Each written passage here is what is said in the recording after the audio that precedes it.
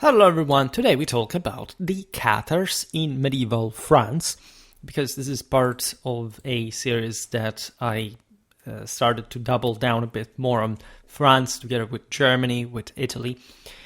In fact, they also come in a row alternated with the other heaven of the cycle, which is very, universal symbolism in the topic choices. This is not the first time, of course, I say it every time for everybody, but in this case, more in particular, that we talk about the Cathars to sort of present them in generic terms. This video is generic as far as medieval France is concerned, that is its specificity. I have other videos I made a few years ago about the Cathars that are an actually interesting topic for which order of reasons. First of all, the complexity of the historical phenomenon, right? But other point, in spite of point one, the fact that ideologically speaking, their deal was much worse than it actually even seems from a sort of generic Catholic perspective, but definitely at a doctrinary, theological, and metaphysical level, like it's much worse than it seems. I say this first and foremost because people think that there are lots of people out there that are, hippies or whatever, and they have that way of seeing history, of saying, the Catholic history means universal history because the church was for everybody and these people were not included, whatever.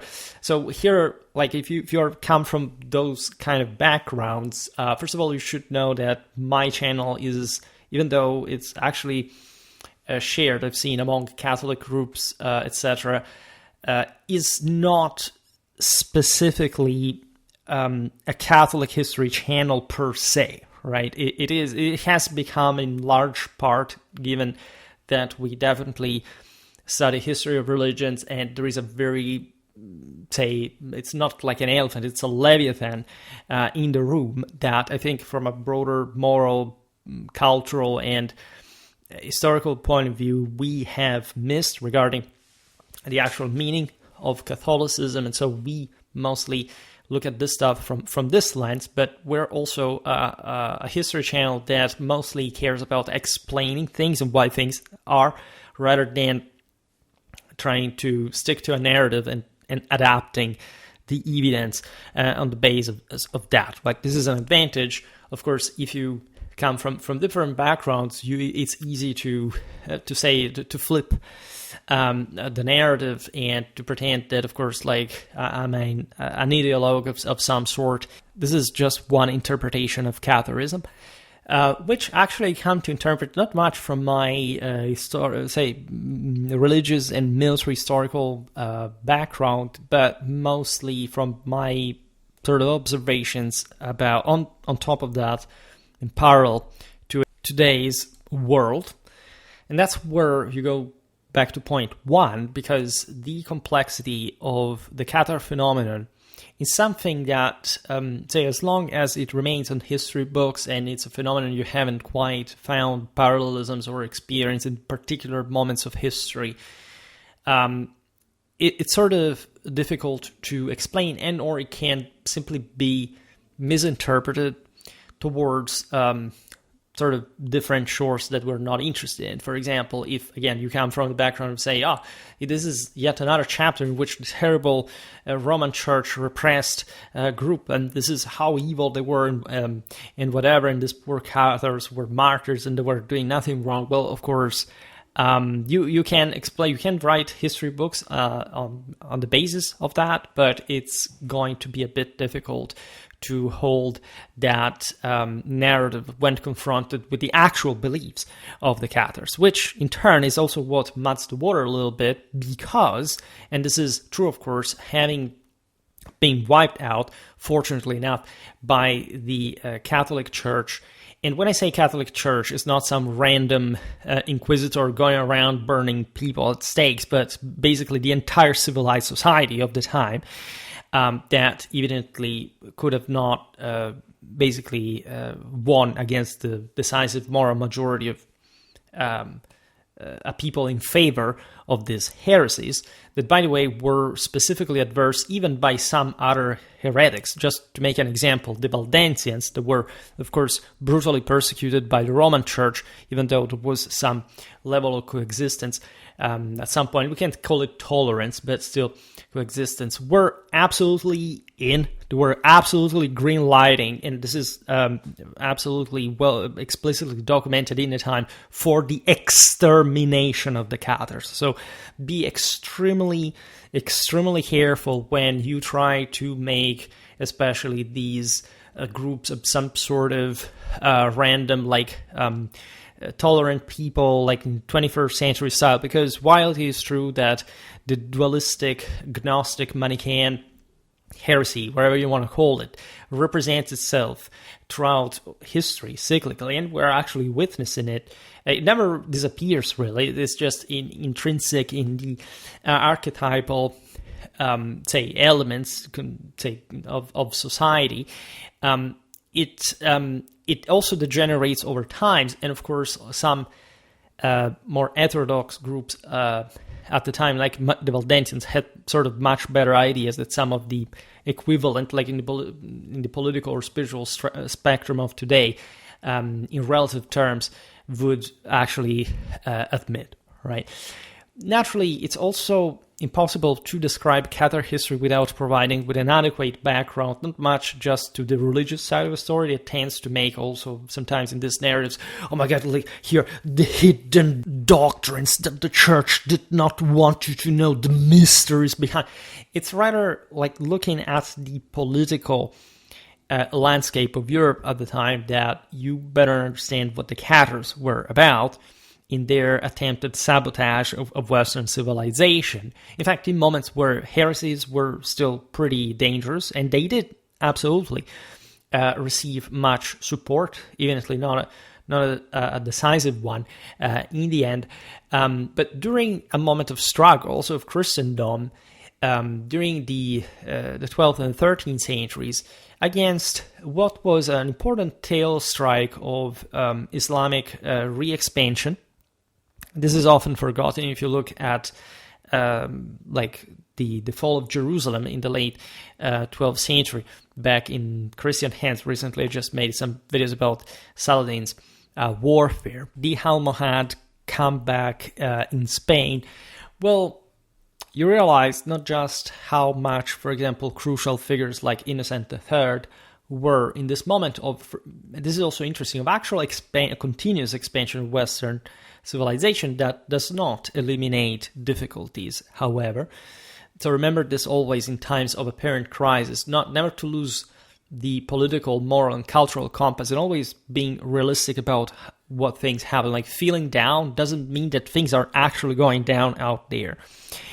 Indeed, the role of the Cathars in this, again, counter-cultural, counter-civilizational force, for reasons that probably today we will not adequately cover in full, let's say, but that you can find in other videos also, because I dedicated a playlist to heresies and heterodoxy. So if you're interested in that, you can find all these various deviances from what was the millenary Catholic belief that, as we countlessly explained, regardless of what most people have, in fact, unfortunately never heard of, predates Christianity, and it was upheld by all the great civilizations of the past that also burned people at the stake. Right? If you think that that was a Christian invention, or one of the terrible papacy, the Inquisition, whatever, just go back to the Roman Empire and see what the so-called illicit cults were, how these heterodoxies were always going towards the same direction, same universal direction, tendentially, were handled also in other parts of the world at different times.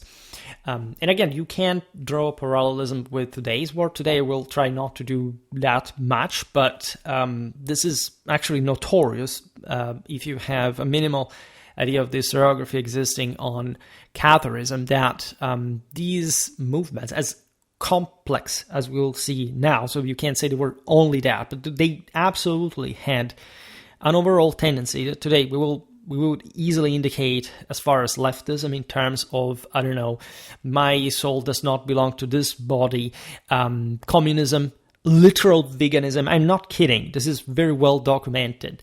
Feministic tendencies, counter-civilizational, fractal, including also paganistic practices and so on, as we have described them, as most people, again, not knowing what Catholic means, they do not even know what pagan actually means, and not just the etymology of the term pagan, that would at least be conducive part to the explanation, but again, that if you do not know, you can simply make up. And no, it's not what so-called neo-pagans think they're sort of worshipping today, that it's something, unfortunately, is not taught in schools or in university, where at least it's known by specific experts and scholars. It's not a mystery. It's not a hidden secret. But it takes some culture just to know this, and I unfortunately would say that the average person does not sparks exactly for such quality. Now, I will really make it simple. I don't think we have to make an overwhelmingly long video about the Cathars, because we will surely discuss them at some point further. Right, this is again a very big topic that also, as far as medieval France is concerned, as you know, encompasses a very specific region in Europe. It was in fact not solitary in this heresy, but that found probably the pinnacle of, right. Tendentially, Occitania was trying to sort of break free from the what the perceived encirclement that the northern French and the papacy were carrying out in terms of a broader takeover of the land that was irremediably fragmented from a political point of view. It had mostly been gravitating around powers like the English and the Catalan Aragonese ones, so much so that, you know, that during the Albigensian Crusade, even a king of Aragon is killed by supporting his Cathar friends. And in general, like, there is, of course, much at stake that has technically nothing to do with any kind of doctrine or theology, etc. That is also difficult, of course, to reconstruct, but still is there. So the term itself, everybody knows this, Cathars, derives from the Greek word for pure ones, right? Regardless of the, say, this is just one. There is no. This is a pre-Linnean definition. There would have been lots of different definitions for the Cathars, as we will see now, in the times, specifically in different languages.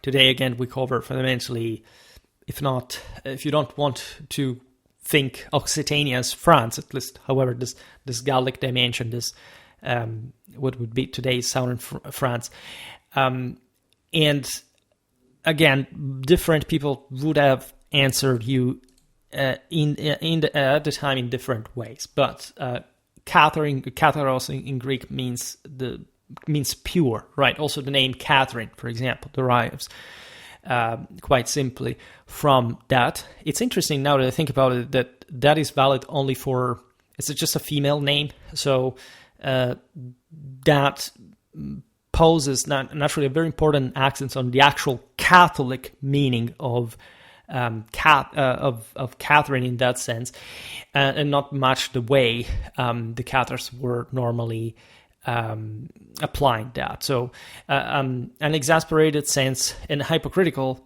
puritanic, in fact, sense of purity that surely some elements of this church, we so can call that, exhibited in establishing essentially a moral principle of effective purity that would attach certain elements within that. Some priests, some members from the others. Naturally, Cathar came to be like an insult. In fact, it's in this sense the least pejorative of several names used to members of this dualist sect that gained significant traction across Western Europe, and especially some of the most advanced places, including, here we're talking about southern France, was fairly rich, as you know. But in fact, there is also northern Italy, the Rhineland, right? But they spread pretty much everywhere, also in the rest of France, in England, right? And regarding the origins, we will now immediately discuss. Just the fact that there was a relative damnatio memoriae of the Cathars, and therefore that we know them on the basis of insults, rather, I think is pretty telling about the general temper of the era. You can't simply argue that since at the time mostly the clergy wrote this, the name of the Cathars was simply passed down in a uniformly sort of enforced fashion just to smear their memory or whatever. They had actually triggered enormous troubles for many. They had committed enormous crimes, and they had really taken a stand against the Catholic unity of the great European empire that overlapped with broader Latin Societas Christiana, and that, in fact, regardless of the spread in this or that region, was, especially in these centuries that were heading towards the peak of universalism, understood as probably one of the worst possible sins. Like today, say, at least the notion that political unity is in earthly terms the most important thing, because, of course, whoever has a different opinion in universal terms has it either better or worse than somebody else, and so either more or less close to the truth, right, is today, in fact, not properly understood. There are many people who say, I'm glad that we don't have single thought, because having single thought would simply mean to live in a totalitarian regime. And I would like to observe that, in the 12th and the 13th century, there were hardly any means for any power to totalitarianly impose any belief in a politically uniform way, given that this is something that at least could be, say, single thought is unfortunately unattainable in human terms, exactly because everybody should literally believe the same identical thing, and it is impossible. I don't want to digress on the Jordan Peterson meme, what does it mean to believe, which could easily be answered, say, Peterson has his own limits, but it's obviously referred to the intensity of that belief, right? In Catholic terms, obviously enough, you believe only if you fully believe, and that's, of course, only what God fully can, and that's the limit of the human fall. And of course, that corresponds with the truth as well. So again, it's not really a positive thing. Say, humanity goes at its own speed, there is no doubt, but this does not mean that it is good that people have different ideas. I mean, it simply means that there is someone who has a worse idea than the other, and even though we all have our own different path, which is also, in fact, our own different background from which we, in fact, should tend towards the truth and will unite in the truth. This is probably the Catholic principle. And so therefore, I can be right about something and wrong about something else, but there is always, in theory at least, if you believe in the truth, an absolute standard whereby you're more or less correct in ways that, even if not recognized by others, are still true, right? And this is part of the doctrine of the true nature that we explained in religious terms.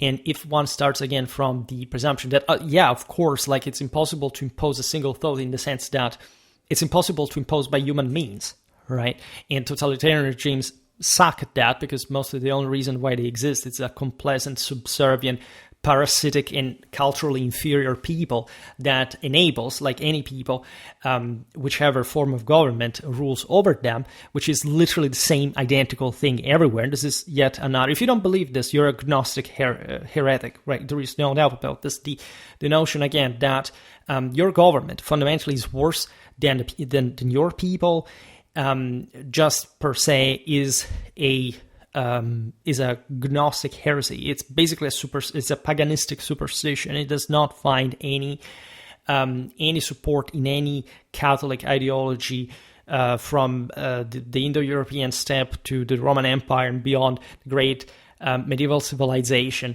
And it basically starts, in fact, from the principle that you're basically some sort of poor martyr victim, and that basically you're limited because, for some reason you must be under this terrible regime, that you cannot change even though you're endowed with infinite potential, as Catholicism and just obvious morality and science tells us with pretty loud voice.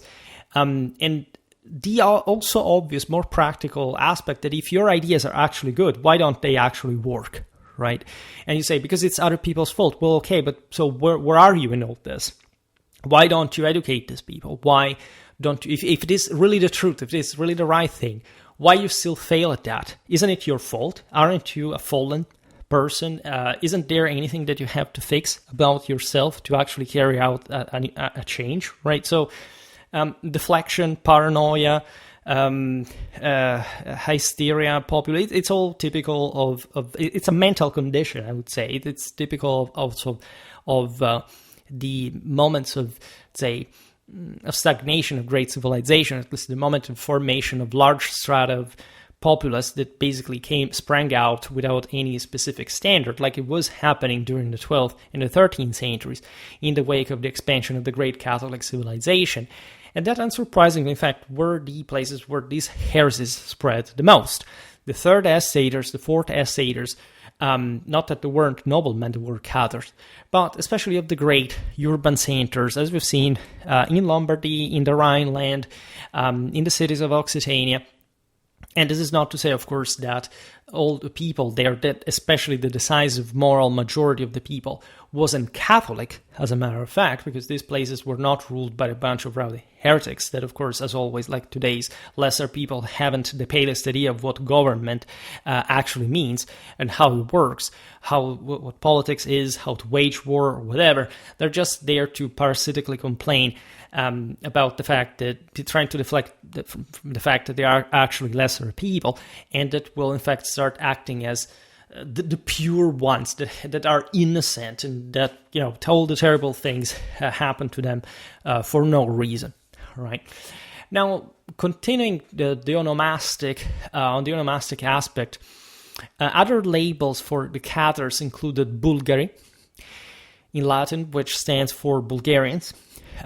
Notoriously, because we'll explain this in a while, the Bogomils of Bulgaria were of the same mold, and I would like to stress that these were the only people that were so bad that the Byzantines resorted to a crusade that was something completely alien to their own culture in order to eradicate from the most savage folds of the Balkan hinterland. In fact, there was a romance here in Gallic distortion of the term Bulgari, which was Bourg or Bruges, for example. The other famous name is, of course, the Albigenses, right? So from the, say, most important, most famous, most iconic Cathar center of Albi in Occitania, today southern France, and or among the others, Manichae. So literally the same heresy, for example, from which St. Augustine had sprang out originally, and that had in fact always been, again, in a Catholic world, present as a substratum, as, again, in any Catholic hierarchy and order, like there is at the lower level always the more tendentially communistic, feministic element that will try to make noise, to create problems, even though it's really not capable of doing anything, but and especially as the dualistic heresy stresses, again, denying a part of this world, denying incarnation, denying the sense also, like here theologically, all the implication is also the incarnation of Christ, the demonization of the wood of the cross, for example, against relics, there's much of in the mental attitudes, of course, of many other movements that would spring out from Christianity in this counter-civilizational sense. Imagine Protestantism as well, and we made lots of videos about this too. But really, I think if you think about it, like this sense that what's the dualistic Gnosticism about? It's the notion that there is not a single God, and basically every shortcoming from divine standard literally incarnates into some lower mortal perishable element in the lower nature as separated, or at least divided from the perennial one that you should be able through transfiguration, which is the same concept of the saint, like, or the hero, like, depending on which tradition you consider this. No, Gnostics believe essentially that and so every other shortcoming, the ultimate shortcoming, the ultimate evil is non-existence, right? Death, perishability, etc. This is as straightforward. All the Indo-European and our major, like the Taoists, also ancient Egypt, they all believed more or less the same identical thing. Actually, not even more or less, literally the same identical thing. Then this more fractal, paganistic, anti-universal element in the lower strata of the population instead said, no, this is a scam, right? There is basically another God, which is the good one.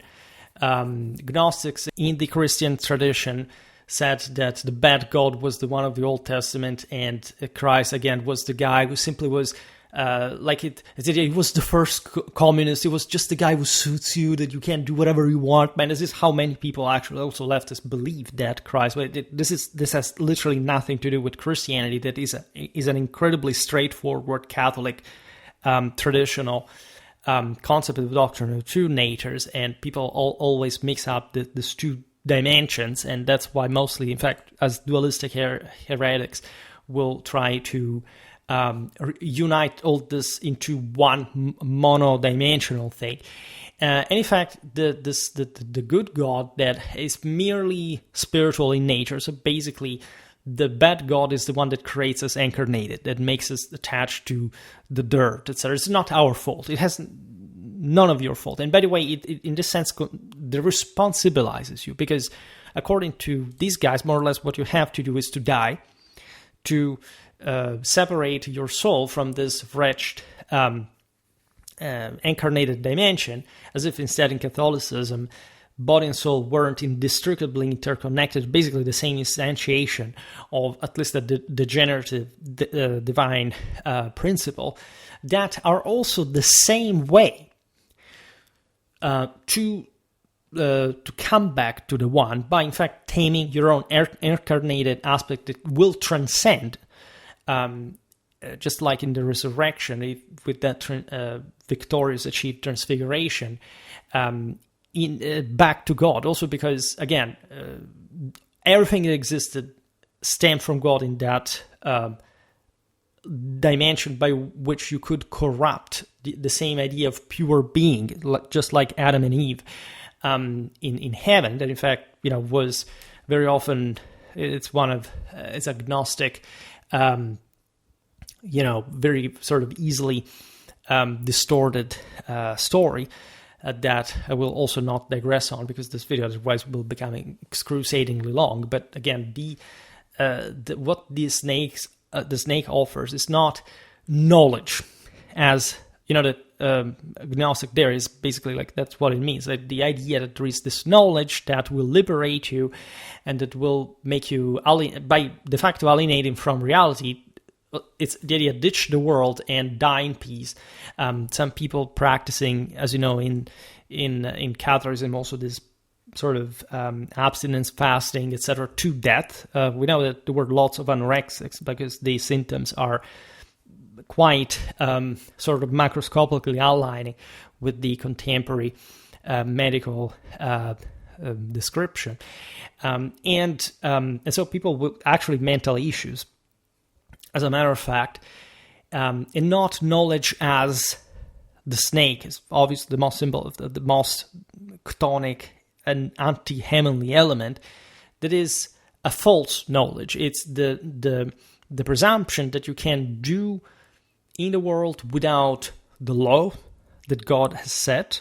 I also made a very important video about this topic. Because you do not know better, and of course, like in Genesis, there are many things that the Old Testament itself was written in ways that sort of departed from the most absolute principle, and so it's more like a story. There are some apparent incongruences, but you don't have to take it like, I don't know, 21st century novel. All right, it's an incredibly sort of composite and sort of elaborated text in historical terms. But it's, of course, the knowledge of one's own mortality. It's the knowledge of the snake. It's the knowledge of if you don't depend on, if you're just basically dependent on the earth. And I will reveal you this way to apparently stay alive by essentially avoiding being poisoning, but poisoning yourself, attracting into the snake den itself. Naturally, there is some interesting Christian symbolism where the snake itself is seen as a sort of Mithridatic way to habituate you to the deterior power, so that you can at that point develop some moral muscle in order to eventually tame it and crush it. And in fact, this is a fully Catholic principle that actually rejects that dimension and does not literally say you should follow, let's say, in that sense, the snake, right? And what happens, by the way, when the snake ensnares Adam and Eve, of course, that they become mortal, because what they have actually gotten is the awareness of their mortality, which is not an awareness, it's literally what they thought, right? That's what the actual knowledge, the alleged wisdom that is naked again. From absolute purity, the fear of dying becoming the only reason for mortality itself. And so this distraction from within a Catholic, again, unnecessarily as Catholically present element, the lower element of the snake, that, as you know, in the universal mythologies, always is at the root of the world, gradually eroding it to destroy it in every religion, becoming basically all what mankind had become. So basically, having detached yourself from the higher nature and falling into the latter, only and exclusively because your own fault. And so what Gnosticism practically does is dissolving yourself entirely, not even trying to fight to revert, to basically understand yourself that, again, fear is the only reason for your problems, and for your same mortality, and so preventing you from actually attaining eternal life, and instead passing away by dissolving yourself in a mortal form in the lower nature, and so basically failing in also strengthening the ranks of those who instead made it in the heavens, in the firmament, in the ranks of God. So this is actually pretty serious. It tells you in a broader metaphysical sense what kind of guilt and evil, right, Catharism entails, because it's the same ideology that you see in today's world as far as drop any standard. You are owed everything. You should not fight anymore. Like when things become hard, you just throw in the towel because it's not your fault. It's somebody else. Let's punish these guys. Who are they? Doesn't matter. But as long as you stay down and you buy into this cowardly and incoherent nonsense that basically just makes you weaker and weaker. While a handful of Cathar documents, and by the way, it's very important to stress that there is indeed a tie to dualistic traditions from late antiquity. What some historians try to do when they present you Catharism is to make the same effects to this could be transposed in historiographical logic or lack thereof of a sort of dualistic heresy, saying, well, since there is no explicit tie to the dualist tradition from late antiquity, by the way, existed since ever, like just try to explain these people. So we cannot say, right, that these were that Cathars were tied to the dualistic traditions from that time. So what does this actually mean, right? Even in the way you write, you can immediately spot the heresy, right? The presumed ties. If you write something like this in a serious text, you're basically just saying they're presumed. There's some evil person who is presuming that this were tied to those people. And this instead was implicit meaning they were so pure, original free thinkers that were just smeared, but they literally believed in the same thing. I mean, literally all what we know about them, and we know an extensive amount about them, also not really filtered through the Catholic censorship, just in their political, logical, and sociological behavior and thought, that they were the same continuation of that, because this lays within a universal spectrum All right, there is not like a different way to locate this other than the fact that this is Occitania in the 13th century. You must substantiate the fact that, of course, if you are just knowledgeable in history of religion, history of philosophy, that more or less certain ideologies are always there. What do you think that, I don't know, communism was born with Marx?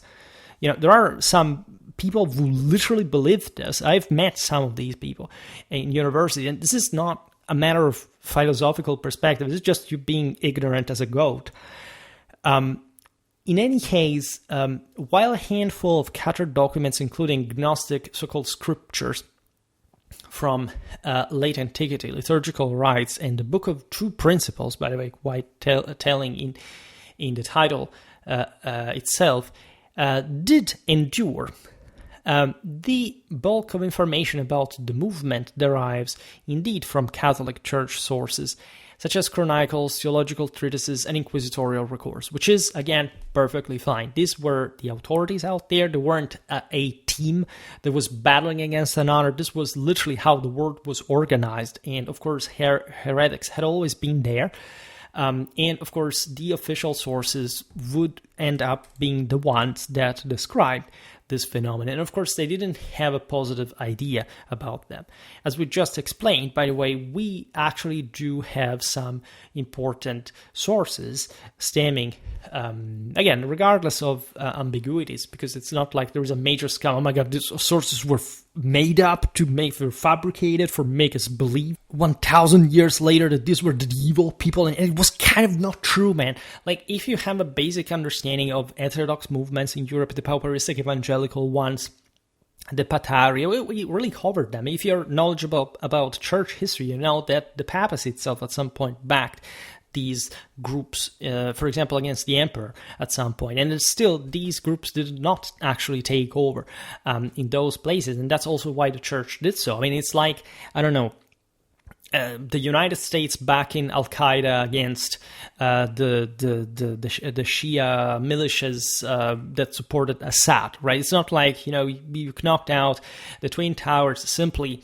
Every other logic ceases in political practice. And it may be, of course, bad, and it is surely the limit, the measure of the limit of one's power. But at the end of the day, you see also things on the bigger picture, right? And you understand why this is happening or not. By the way, if everybody hates you in the same measure, at that point, you also let them take each other out in the process. Besides, and you know that I have a pretty hefty playlist about the investiture controversy that was never something like the papacy against the empire, rather individual emperors in office understood, or popes in office understood as unfit by the relative groups, but never disconfessing the role of the papacy or of the empire. That actually backed each other most of the times and did a hell of a job also as far as the elimination of the Cathars was involved. And as you know, in France, it's not even just like a matter of Holy Roman Imperial Order, but the same French kings and the local people that at some point, again, basically backed constituted order. Also for obvious reasons, because as we will see now, it's not like there were this masses of faithful Cathars. It's in this sense, it's indeed like a Catholic invention, like the idea that this group was sort of more readily identifiable under a theological purpose. How do you do that, right? It's not like you could go behind every person like living in Occitania and say, if you don't tell me your actual belief, and we have to write down to document, I will kill you. That's not how it works. So remember, we're talking 12th, 13th century society in the way this is all documented, and again, the limits, the faults, the approximations are actually obvious, just like our own today are. It's contextual to this specific world. All right. Besides, we will talk also about the role of the Inquisition, the role of, for example, the Dominicans that were established to, as you know, specifically battle against heresy in their training, in their education, and again beating them in the end. I would like to stress how, first of all, as we just said, it's not like these ideologies could simply be eradicated, right? But the problem is that also it's typical in many other aspects of 12th, 13th century history is that there weren't really, in fact, tight controls on the proliferation of communities and ideas that could, in fact, at some point endanger constituted order. We're talking destruction, killings of bishops, sacking their treasures, whatever. This is something that was done also against the Jews. It was a widespread, as obvious reason why such phenomena would occur.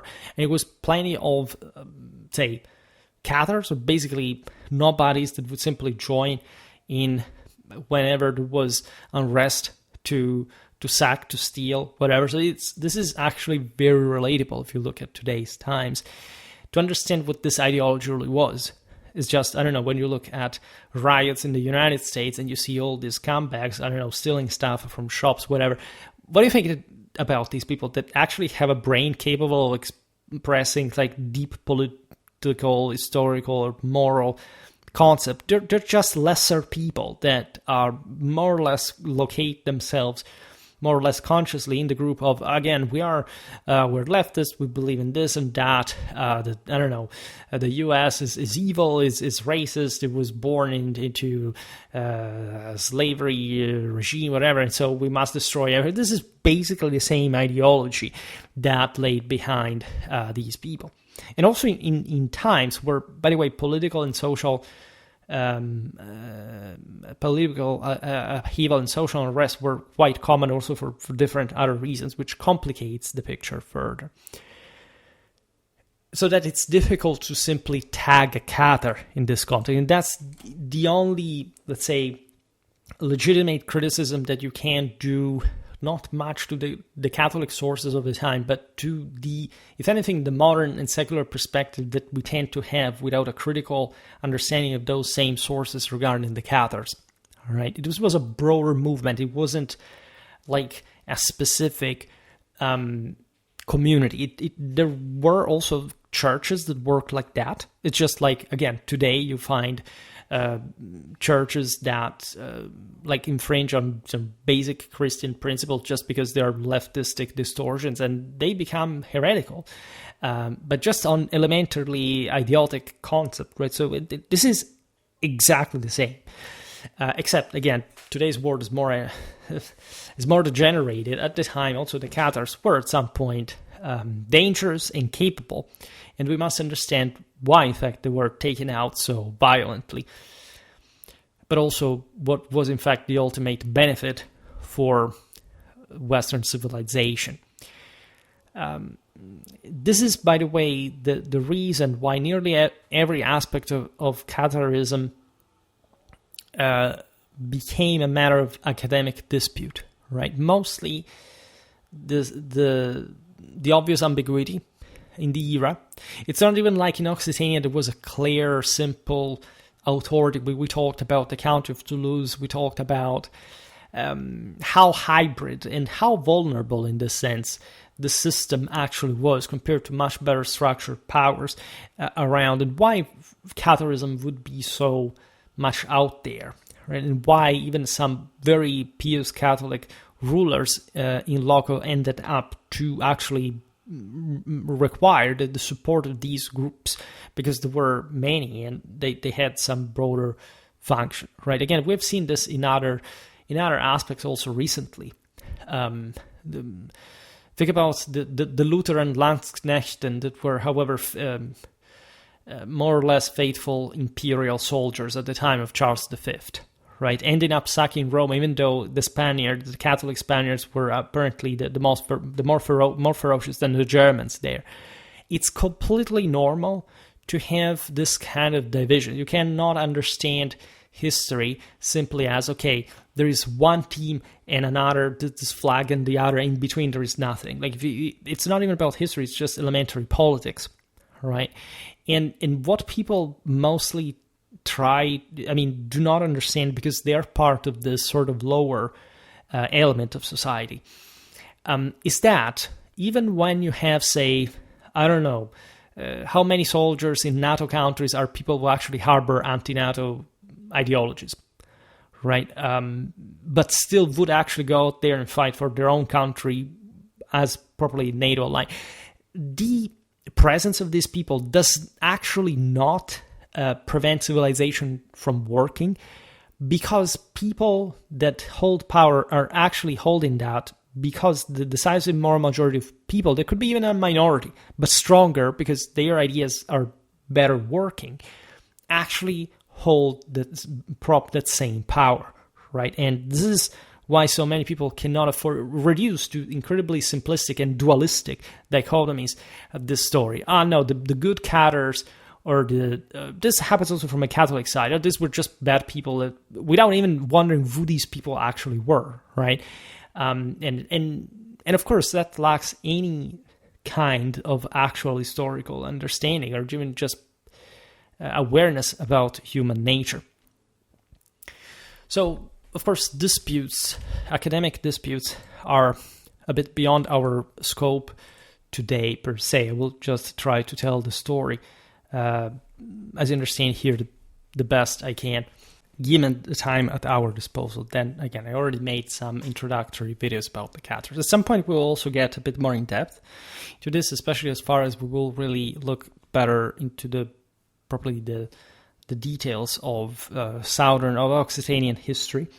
And again, I have also a playlist about medieval Occitania that I will specifically now endow with this episode as well.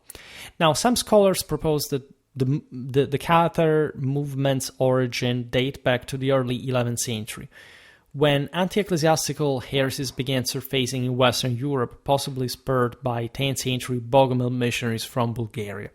So first of all, it's wrong to define anything we just said, for a number of reasons. First of all, yes, the early 11th century was a moment of important moral, spiritual, ecclesiastical development. There is no doubt, as we said before, that these heresies that were, again, had been existing already in the Roman Empire, Christian patristics had already addressed, also the authorities, lay ecclesiastical authorities had already addressed, began to resurface, surprise, surprise, when the world is sort of reactivating, also from a socio-economical point of view. And so there were sort of lower,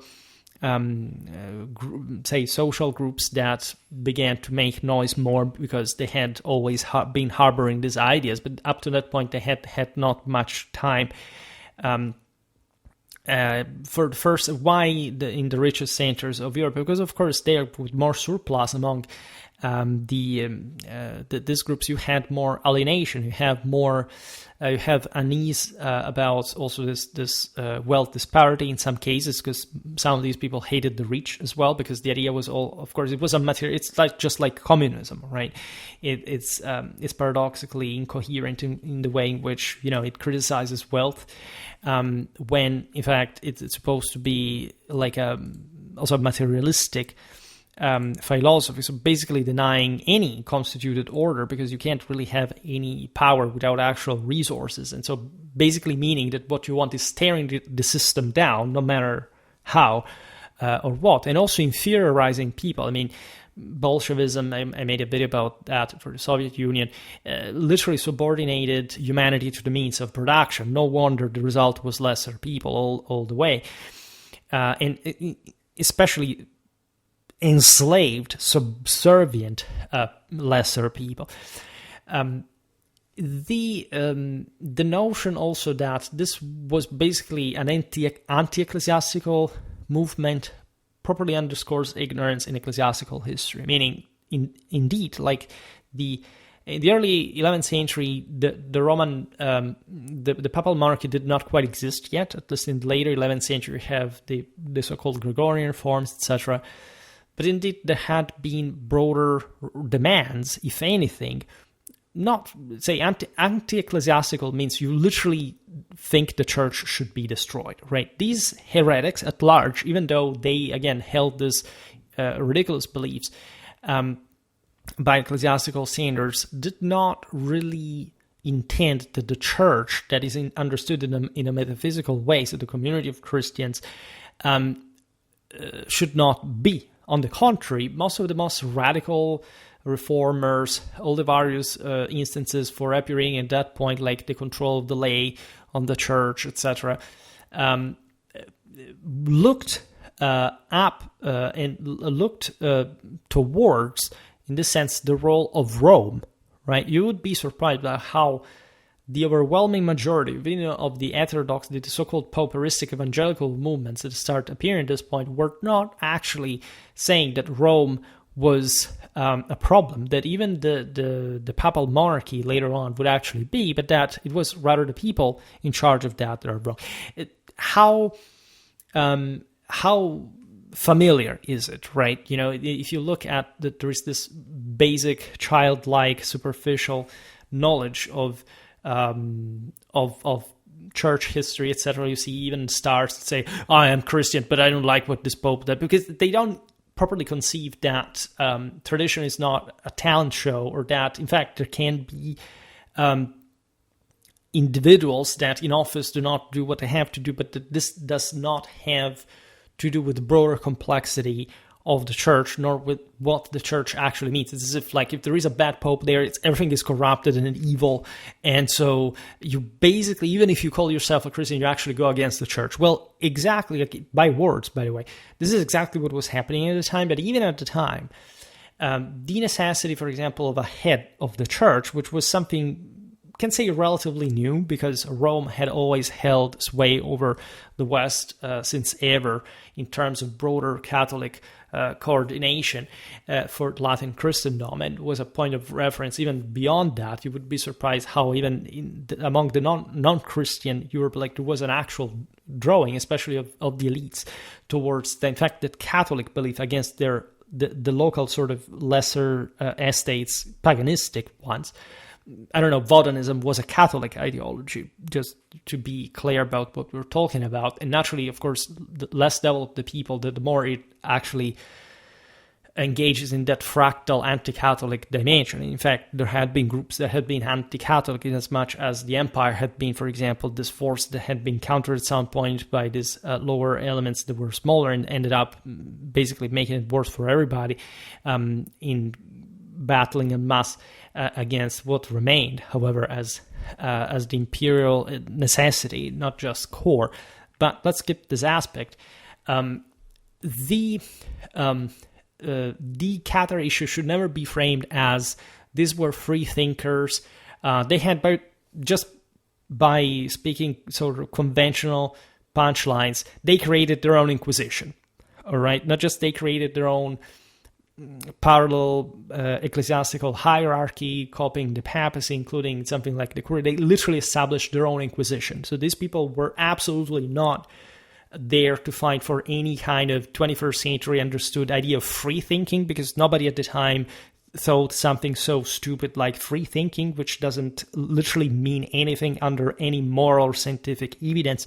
It, on the contrary, had a pretty concrete idea that, of course, if Western Christendom had been fractured by backing different powers that wanted to, in fact, to make it collapse, they could gain their own power. And it's always the same thing, right? What actually want communists? They want to steal your money. To do what? To be rich in their own way, right? Even though they do not really know how it practically works, and fortunately, at least in a retributive sense, because otherwise it's a tragedy for everybody involved. All revolutions end up making the average person living sensibly worse. Especially this useful idiots used by, in fact, more interested ones, subulating them for the sake of, again, armed revolt or whatever. This is exactly what was happening at the time. Now, the connection with the 10th century Bogomil missionaries from Bulgaria is actually spot on. And again, the dualistic heresies had indeed survived in Europe. We can't think, of course, that there were some dormant cells of dualism pretty much everywhere. But indeed, broader movements stemming from the East largely, when these ideas had actually sparked from. I recently made a video about Hippolytus' prophecy about the collapse of the Eastern churches, and there are very interesting ideas about that, and especially in explaining why Catholicism took such a firm root in the West, and so the most successful civilization in medieval times, in the wake of probably of the Holy Roman imperial tradition as well. Also because I would like to point out the Westerners, also in terms of average person, had it better than anybody else out there at the time, right? So the notion that the West was this alleged terrible dark place where there were the evil popes and noblemen banqueting, becoming fat, make wow over the corpses, the sprawling, dying peasants. It's not actually a thing, and we actually witness even in the heretical movements a necessarily important contrast and conflict that speak of the vitality of that civilization and how these lower elements definitely prompted the establishment to be better and more successful compared to, say, what would be happening to the Byzantines or to the Arabs. So the Bogomils, as we said before, had also partly left the Balkans. Some say Bulgaria, some Serbia. I mean, there were Bosnia, there were different countries here. We're not going to be too specific. We will talk about that too. But again, it was a pretty universal phenomenon. We can't really track by the 11th, 12th century people's movements at large across Europe, but we do know that dualistic heresies ended up spreading and forming remarkable communities, again, in the richest, most advanced places in Europe. Again, northern Italy, southern France, the Rhineland, and very rich centers like the same Paris, London, and so on. The notion, again, that this Eastern influence or that dualism would have not been there because, again, we cannot fully connect the dots. There is one missing ring of the chain that, say, doesn't allow to have the definitive proof that this is the mechanism, doesn't hold water. First of all, this is not like a genealogy whereby if you don't have actually a single point, you can't even guess that by certain circumstances. You actually don't know whether there is a continuous lineage. Here we're talking about, for the time standards, mass phenomenon, right? That reverberate in so many different aspects of politics, of art, of society, of culture, of literature. So this cannot be equivocated. Like the general point of the much bigger evangelical pauperistic movement within which heresies spread was indeed a socioeconomically instantiated one. The issues of these people were declaredly sort of communistic. They were essentially heavily criticizing the elites. They were definitely sounding like, again, blaming the rich, etc. It's there, right? This is not a doubt. The fact that, again, and the Cathars were even a big group, so you can't make an exception for them. There were many of these different groups.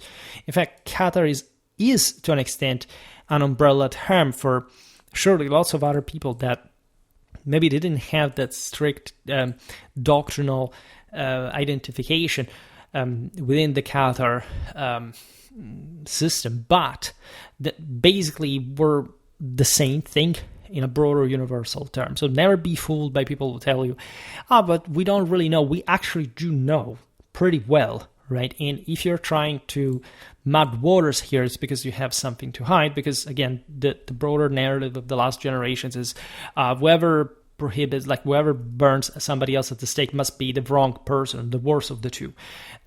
This is definitely not the case, and we'll explain further why.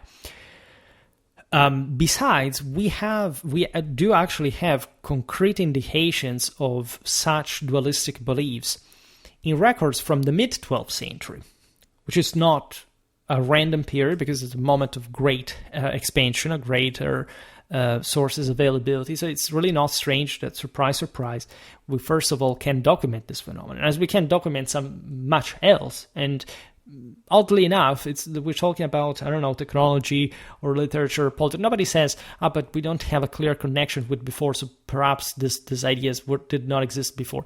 Like, they try, usually this is liberal or not left-leaning scholarship trying to hide what cannot be hidden, as a matter of fact.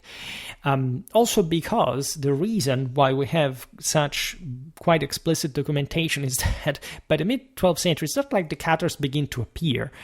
The people began to talk and write about them because the Cathar expansion had been alarmingly accelerating, right? And so had not just been born, to say the least.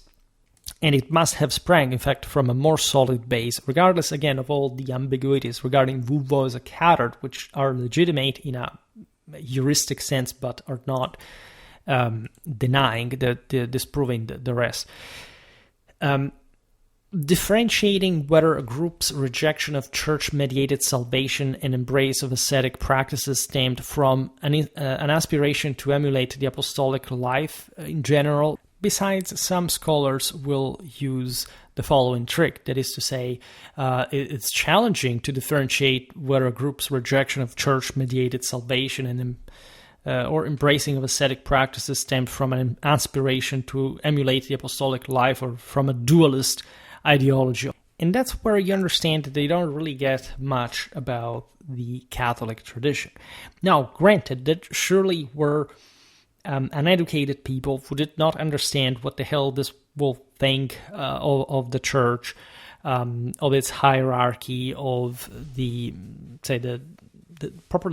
need of a church in an ecclesiological sense, really meant like the approach to scripture on their own, whatever. It's obvious, right? But this does not actually invalidate the fact that without such order, and within the questions against that, there was basically just an attempt to sabotage the system. Like, these guys weren't simply saying, okay, well, I want to imitate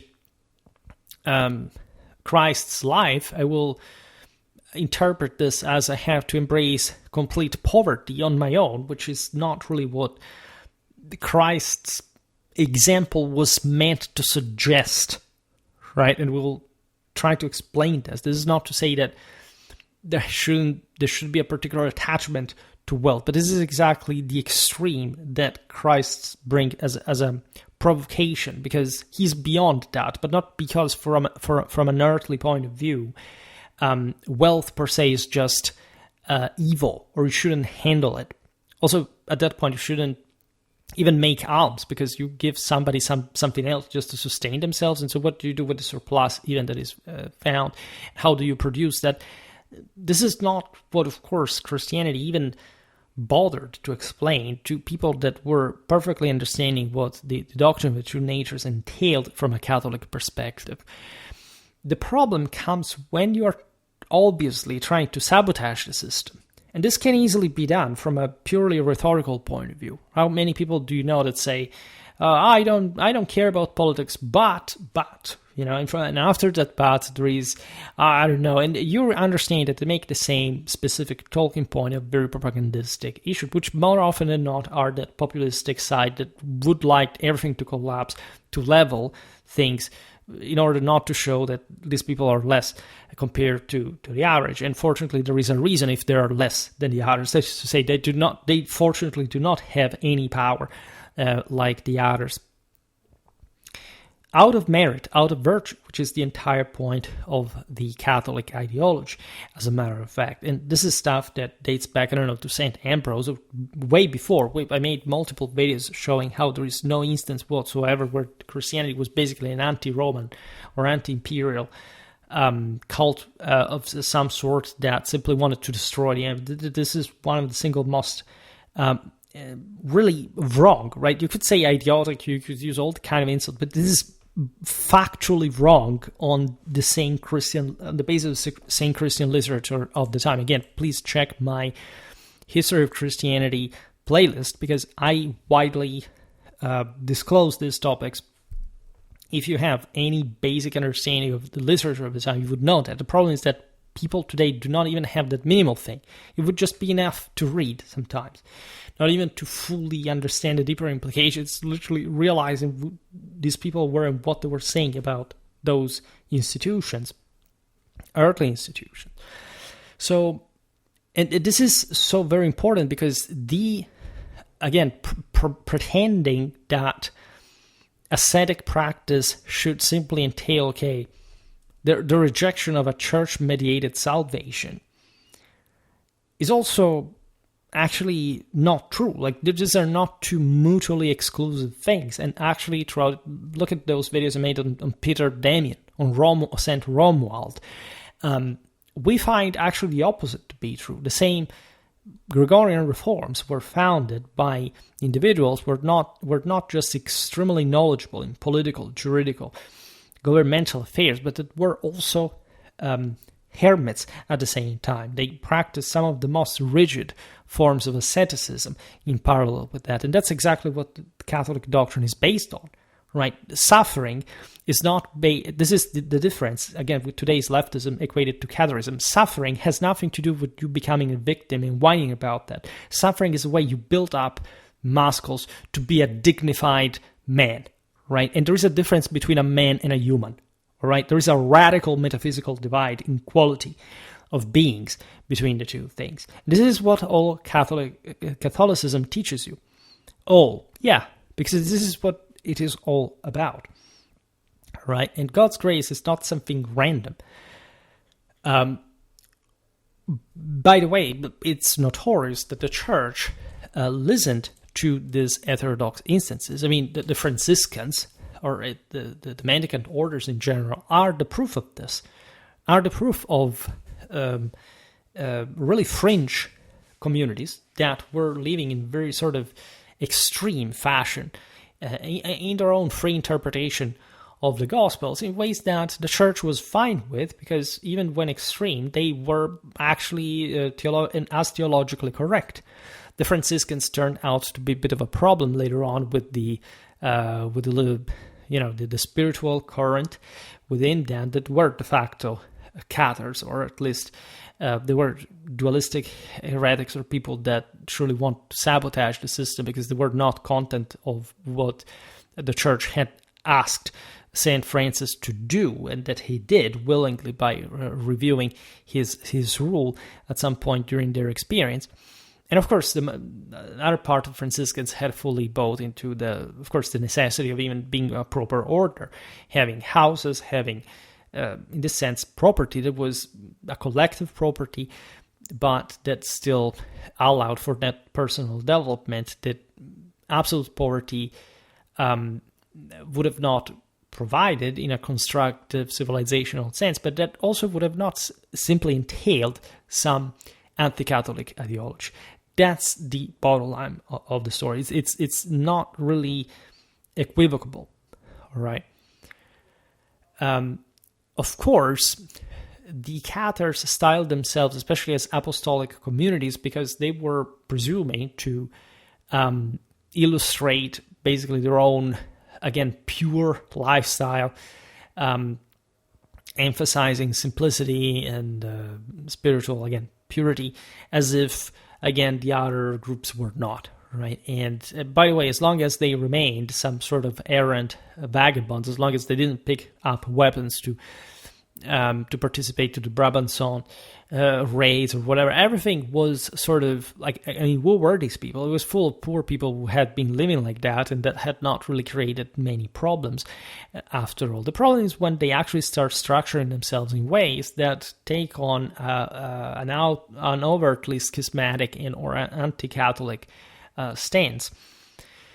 There is no doubt, by the way, if you want to be intellectually honest, for example, the fact that Catharism is spread in Occitania surely stemmed in part from the instrumental reasons of the local Catholics. By the way, we will talk about that later, because there is the famous phrase, "Cedite eos novit enim dominus qui sunt eius." They used to say, kill them, for Lord knows those that are his, right? And the this phrase notoriously pronounced by the papal legate and Cistercian abbot Arnaud Amaury that was the commander of the Albigensian Crusade at the assault at Béziers that was followed in fact by a massacre, was incredibly spot on.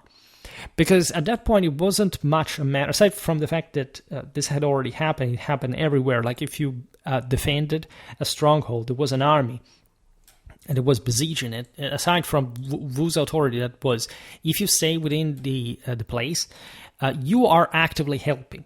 All right, there is no such thing like you stay there for some weird reason. These people are defending from a siege, and you have nothing to do with that. Also, how do you actually distinguish people? Right, this person is a Cathar, this person is a Catholic, and they're actually fighting side by side. Doesn't, even if that was a nominal distinction, isn't it the same thing? Aren't these people still countervening? Again, they're taking, God will judge, absolutely. If this is the level of chaos in which humans have come to judge, God will judge. But by not surrendering to authority, taking up weapons and killing people, and therefore seriously making a very serious stand that becomes criminal in the measure in which it shouldn't at least be done, if you're especially concerned with this peaceful, harmonious world where everything should be, I don't know, just about kisses and whatever. And it turns out to be actually some of the most radically violent ideologies out there, and you can feel that hatred exactly in the moment in which they picked up the sword. The question is, what are we talking about? Sure, there was a spirit, an Occitanian spirit of autonomy. There were, as we've seen, Catholic kings that sided with the Cathars because they had vested interest in those lands. They didn't want, namely the French, to control what they controlled. So it's not like these were freedom fighters going to die for random people out there without any income. It's useless to enact this puritanic hypocrisy in front of the most obvious reality of politics, warfare, and society. Echoing the Gnostics of late antiquity, the Cathars believed evil constituted an autonomous cosmic force. As we explained before, they did not believe that evil was an absence of understanding.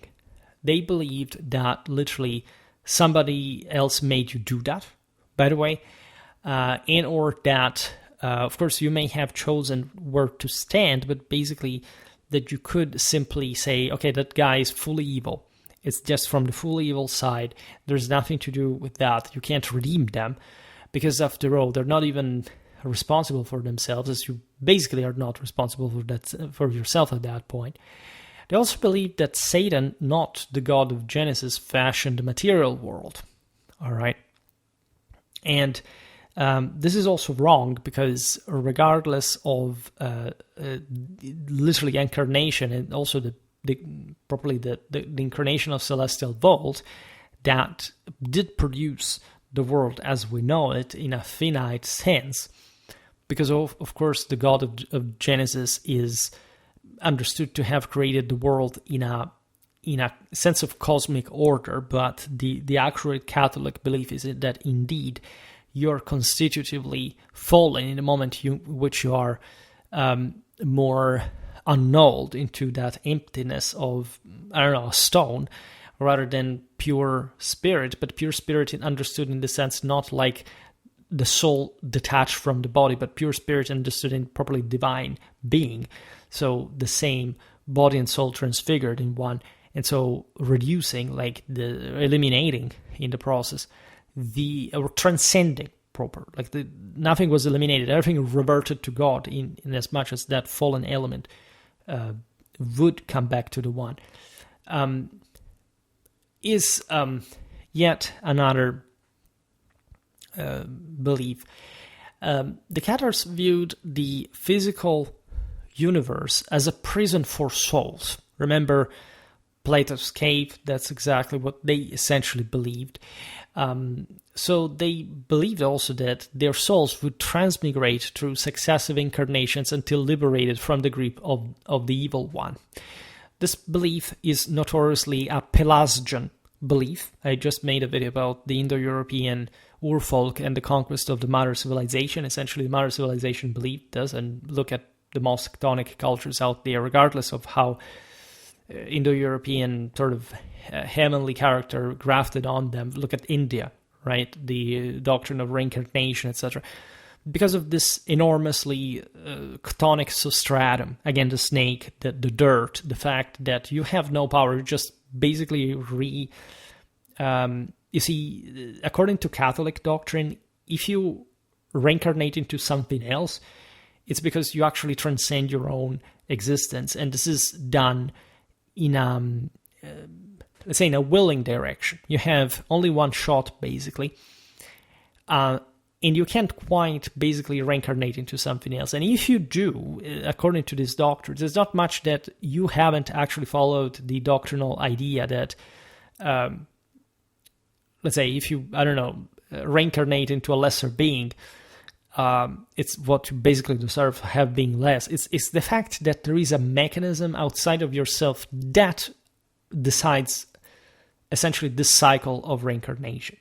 Right? It's not much something that you do, right? At death, this were, again, very famous Epicurean beliefs. Like, there are many instances of this, that the idea that for some reason you're given a second shot.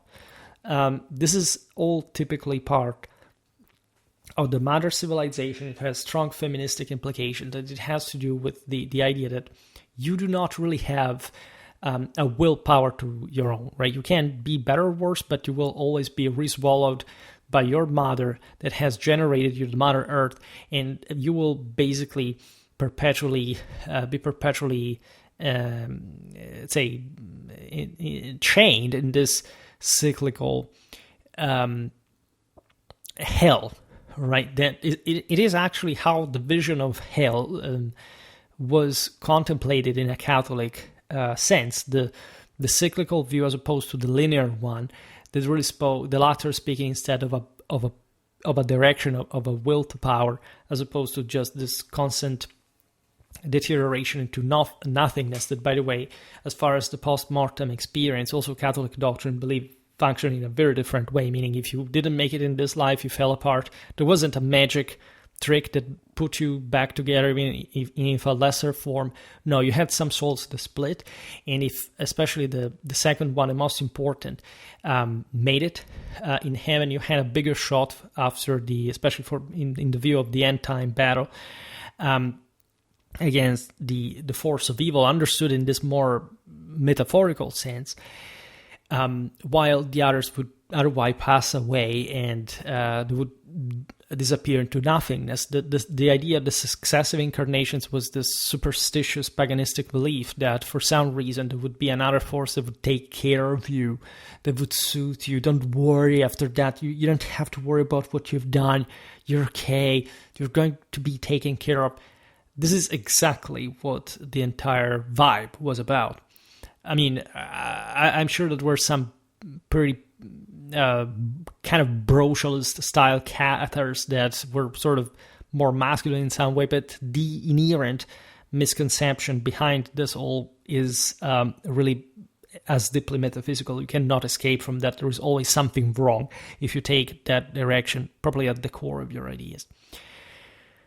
Now, procreation in the Cathar doctrine perpetuated Satan's scheme, however, because remember, these guys actually believe that you have not much of an agency in the process, and so they ideated this, like, if in order to avoid successive incarnations, because you're tied to this evil material world that you're somehow so obsessed with, to alienate from, as opposed to, again, pure evil is not something that must be taken or let's say controlled, because it's been entrusted to you, if anything, by your own responsibility, by God himself. No, you have to stop even procreating. All right, sex is basically ideal in certain Cathar environments, basically banned. It's just like, this is again the idea of there are too many people, the world is sick, we shouldn't make our enemies especially procreate, we should extinguish the human race. They were all sort of, again, incredibly close ideologies to today's regarding that attitude. And it's embarrassing how so many people buy into that, because basically they want to abandon the responsibility, the achievement of having children, knowing how to raise them. So acquiring more responsibility, wealth, dignity, beauty, force, love. This is about withdrawing from the world, being too weak to handle that, being a mentally weak person, and hoping that everything fails because you are not up to normal standards that are already not very high, humanly wise. And this would prompt Cathar adepts to properly renounce sexual activity and even eschew foods derived from coition, such as meat, cheese, and eggs. So these are basically vegans. Some permitted fish because they believed they reproduce spontaneously.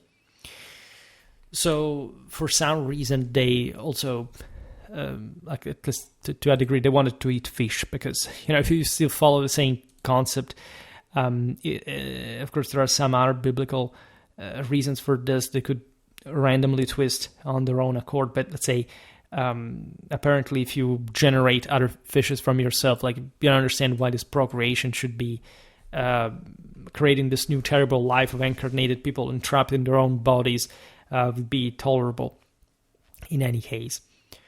And by the way, these Cathar tenets were expressed in mythological creation accounts depicting Satan variously as fallen angel, Christ's younger brother, interestingly enough, or among radical dualists, a direct rival to God. And this already, let's say, at least Satan as a fallen angel, we can be there as long as we understand what that properly means in a broader mythological and history of religion sense.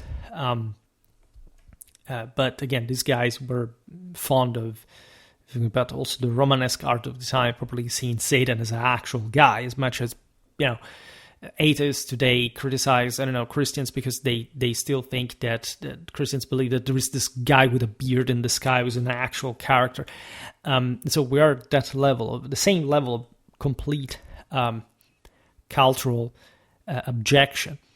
But when we're starting to talk about Satan being Christ's younger brother or a direct rival to God, and that again, even especially the human nature of Christ was not there, which by the way was not, again, definitely a novel idea among Christian heresy, you're starting to realize why they would end up burning at the stake. It's basically any attempt to deny the dogma of incarnation. It's to deny, in this sense, transfiguration, right? Again, if you believe that matter, including the body, is inherently evil, there's nothing to transfigure about that. And so the fundamental tenet of Catholicism, as of any human improvement and responsibility taking, is annulled. And the reason, of course, is that the establishment of the time upheld these beliefs in as much as they were the guys who actually ruled in virtue of their own accomplishment and capacity and quality. So in many ways, of course, these ideas were instrumentalized. It's just like today, you see this crazy blue-haired people that go out there in the street and believe these things, but they still live in a world that provides them what they cannot basically afford otherwise in their parasitic existence. And so you understand how the deep mental disturbs behind this, and including this fasting practices, complete chastity, like the absence of any procreational activity, or even just sexual one, in as much as we've seen bodies were considered to be evil. So again, we could also see all this from the Catholic point of view in a theological sense, but here we're talking about how they butchered this, right? Another very interesting aspect about Catharism is that, unlike earlier dissenting groups, and at least as far as they had gone to a degree, they developed a distinct ecclesiastical organization. Obviously enough, in what still was essentially a feudal world like Occitania, the Cathar ideology, as we described it, could not really run on any socio-economical basis. Noblemen were in charge, and even when, in fact, they were backed by the Cathars, very often they were not Cathars themselves. So again, that's where also part of the ambiguity regarding the movement is concerned. But indeed, when such church acquires some, of course, it was a much less actually perfect. This is, of course, an interesting joke, given how the most shiniest of their adepts, they call themselves the perfects, right? Sounds, but they didn't. They couldn't develop simply what the ways that the Roman Church had done. There was no precondition for that happening. I mean, the Church of Rome had developed in millenarily historical, sound cultural, civilizational ways. It was so deeply ingrained. It was turning to some sort of subtle reality. In Occitania, it was really, or nowhere else like the Cathar spread, it was anything like this. There was, of course, a Catholic Church. People could sort of mimic that. They could take over some local churches, but there wasn't properly any real power that could at some point rise and say, okay, now we're an alternative to Rome. All right. At the same time, the mere fact that they would essentially try to unhinge the Catholic Church by taking over parts of that was disturbing enough. The first signs of this alternative church appeared, however, in the Rhineland in 1143. They would have, again, reflected the fact that, centers like Cologne were the largest city in Germany, that, again, very rich places by those times and places standards would provide with, again, this large population. As at some point, the burghers of Cologne even expelled the local bishop from the city. So there is some very strong tension between estates, and it's obvious that the development even of a parallel church of sort would have come up, right, in a sort of, again, this looks much like the Reformation in practice. And so they were actually the same thing if you think about it and how the dynamic went on, regardless of how, of course, Protestants have become, in our view, in our historiographical view. But we're talking about the same thing. And yes, there is even paradoxically in that anti-Catholic sort of propaganda in that think about all the Protestant historiography of the modern age. Surely, sort of like the Cathars were, these other heretics were absolutely a prodrome, though, to those same movements. Very far from being some, again, free thinkers trying to fight against the Roman Church for that liberty or whatever. They were incredibly impositive with their own adepts and whoever didn't think like them, for that matter. So again, it's completely not the era where anybody would have that kind of alleged autonomy. And what for? It's not like if you have an autonomy, liberty to do something, you're automatically going to do well, right? You must be controlled, must be checked.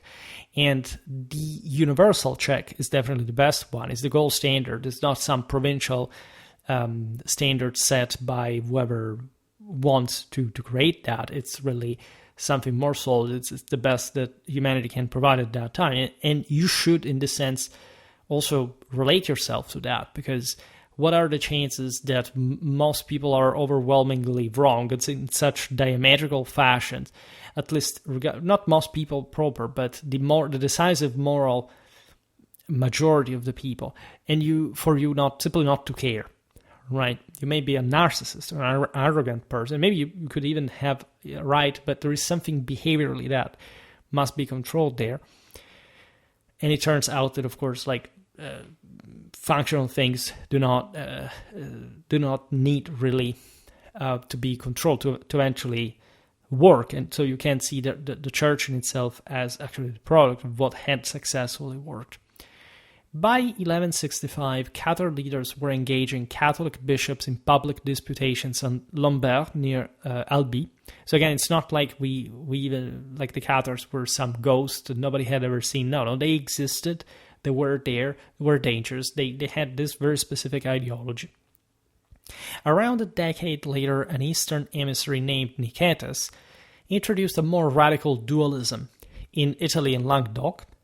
See here how it's an Eastern figure that really stemmed from places where, as you know, heresies had been really a big problem. I recently made a video about the survival, not just of Catholicism, but in fact many other heretical groups in the post-Byzantine Levant, right? Something that would turn out to be a serious problem for those local Catholics that didn't have much problems with the Muslims as much as they had it with these heretical fanatics that, however, also tended to oppress, in fact, with the support of the authorities, the local authorities, the same Catholics.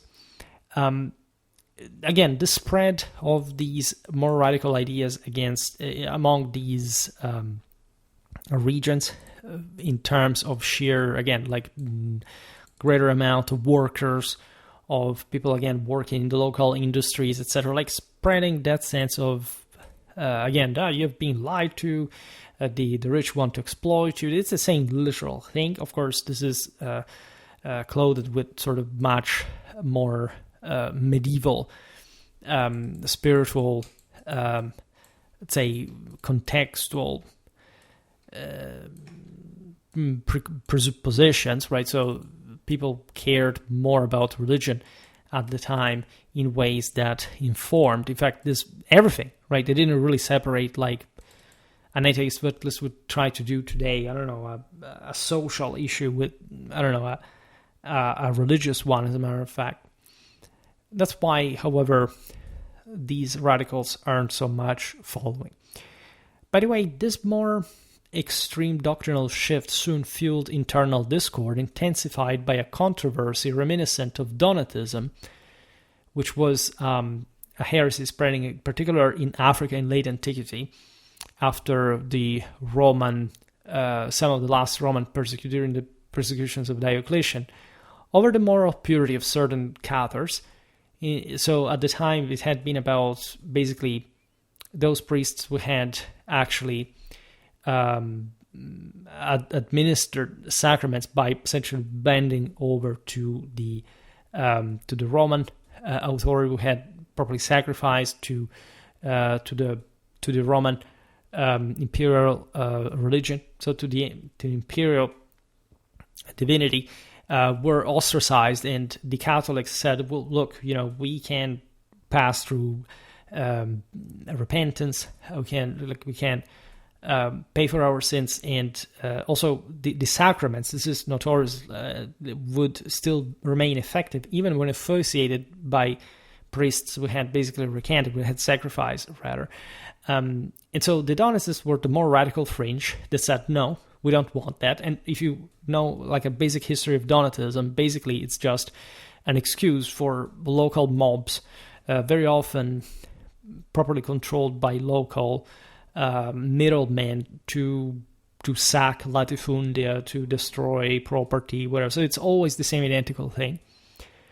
And it's interesting that this problem repeated itself even within the Cathar community at the time, because some elements of these heterodoxies, because many of them thought to be Catholic in their own regard, but they thought that these more extreme ideas were much more of a problem. They didn't want to have much to do with that, and at least began to fight against one another. And so this went to the extent to including the individual who administered the consolamentum to Nicetas himself. Despite these internal tensions that would be unavoidable, because the entire theology of the Cathars was incoherent and, again, resting on incredibly controversial ideas in the best scenario, the Cathar movement continued to expand throughout Europe. You understand that even just without a head, things can easily derail, even towards violence and disorder, just because of that. Persecution in northern regions of France drew adherents southward to the more tolerant Occitania. They were not actually really tolerant, they just didn't have enough power, control. I think it's incredibly important to stress that northern France that was much more solidly under the rising Capetian dynasty, so the actual monarchy that should have encompassed also the south of France historically, would reject those ideas, right? It's like, as we've seen in the French Wars of Religion, northeastern France was radically Catholic, whereas the heretics, surprise, surprise, would always be present in the south because they were the more fringe area. They didn't want to be under the north, and so they would always embrace the anti-civilization, the countercultural side of the story. And so this is exactly the same. The northern France has much better control, has much more solid feudal hierarchy. It's developing a state on its own. It's a much more powerful place. Justice is more straightforwardly administered. Occitania, instead, it's fragmented. It's a very interesting region historically, but not for the... usually, again, the Angevin fans will magnify Aquitaine as the land of Eleanor, of all those that beautiful poetry.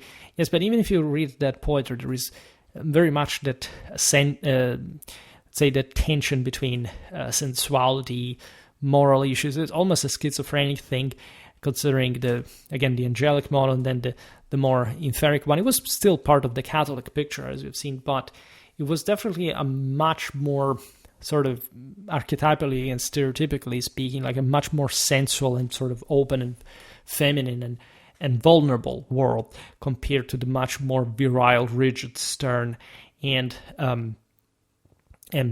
monarchic north. So it's really a different world, and that's where in fact this heresy spreads across the fringe, right? And even in Occitania, of course, they were a minority, granted a substantial minority. We have in different localities, for example, Foix, a majority. The Cathars attracted followers from diverse social strata, urban and rural, peasants, artisans, merchants, and nobles alike, but of course with very different distributions.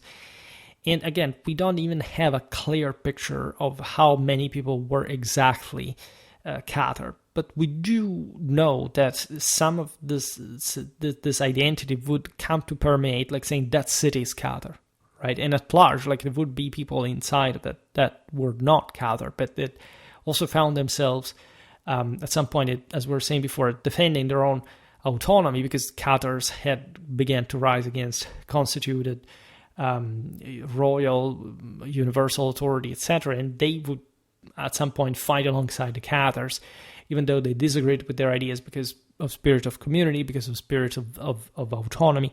So that is understandable, all right? But they still did that from sort of provincial perspective that did not take into account the broader purpose of, let's say, other powers around.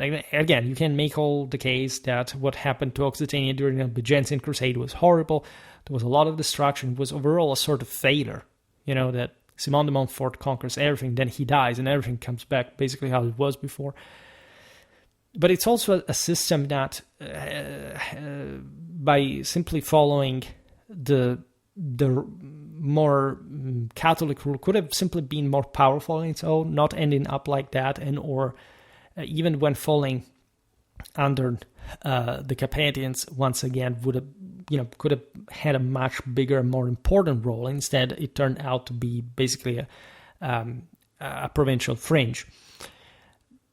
This cannot be really discounted. Like if you look at, southern France, for example, was fairly similar to central and northern Italy, right? The idea that there were lots of cities, that it was a rich place, well connected to Mediterranean trade, more fertile because the weather helps. It was admittedly less like Italy in that sense, was more tendentially feudal, and so that hybrid did not really help much, right?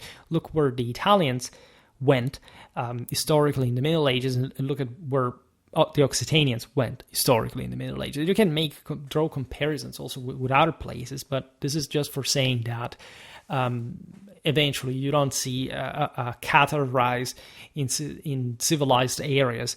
And that, in fact, even in this more developed ones, the Cathars were mostly just like some sort of estate rather than any sort of counter-stat or counter-universal reality. Right, attemptively they even tried to be, but they failed anyway, so that will mean something, wouldn't it, right? Now, the prominence of artisans in the movement's early phases is also interesting. In fact, this led some northern French observers to label this southern Cathars as the texerans, that is to say, the weavers. This is also very interesting if you consider that the major social revolts during, for example, the crisis of the mid-14th century, the greater communistic incidents, did come from the textile workers of the big cities of the more developed areas in Europe, like, again, central northern Italy, Flanders, notoriously.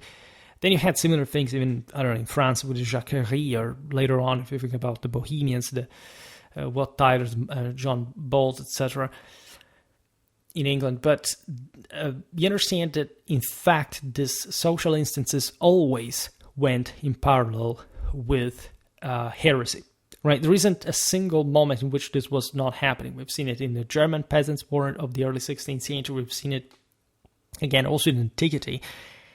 It's always the same pattern. They perfectly overlap. This is not my opinion or some theory. This is basically what you see. And the fact that, of course, different times and places in history produce different things does not mean that they weren't constitutively, basically, essentially the same thing.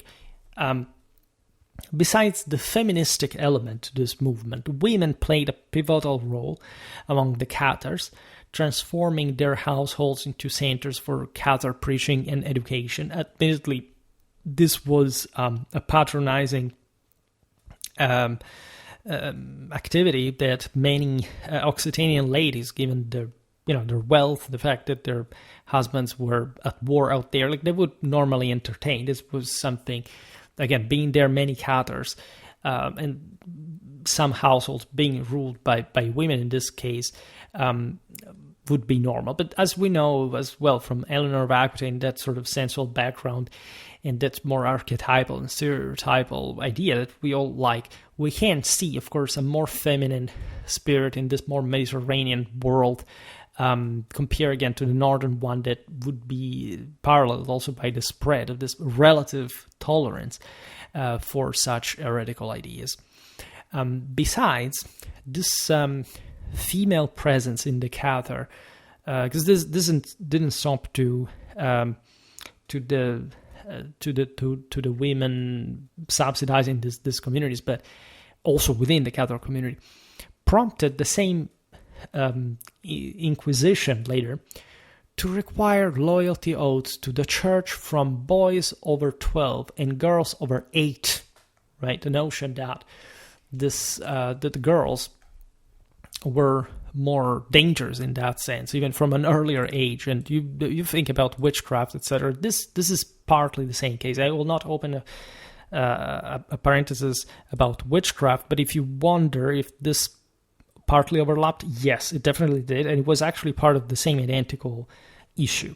Right? I've never made a video about witchcraft, which frankly wasn't even much of a thing. Like witchcraft was sort of more of a problem, or at least also more eventually culturally impressive in later terms in early modern times rather than the Middle Ages. I mean, this is, in the mid 16th century, cardinals in Rome would have laughed at the idea of burning a woman at the stake for witchcraft. Well, in New England, they continued up to the 18th century, just also for telling you a little bit what kind of standards were at play there. But the notion, and it's a completely different time in history, time and place in history. At this point, the heretical movements were dangerous enough that Pelagian civilization of the matter was sort of resurging, resurrecting, and women, that paganistic, feministic, sensualistic dimension to Catharism. Again, don't worry, everything will be fine. Like this sort of, again, devouring mother that eventually starts going phobic against male authority, and what you can see easily in feminism in here, completely missing the entire point of Catholic completion with men and women in different but still complementary and unavoidably and irreplaceably complementary fashion in the order, was being in part contested here. And of course, just we're talking 12th, 13th century Occitania. Again, this was not a place ruled by women or whatever. It was still a pretty brutally rigid, virile, feudal landscape by 21st century standards. But again, if you had measure the political thermometer of the time, they would have surely noticed this different inclination.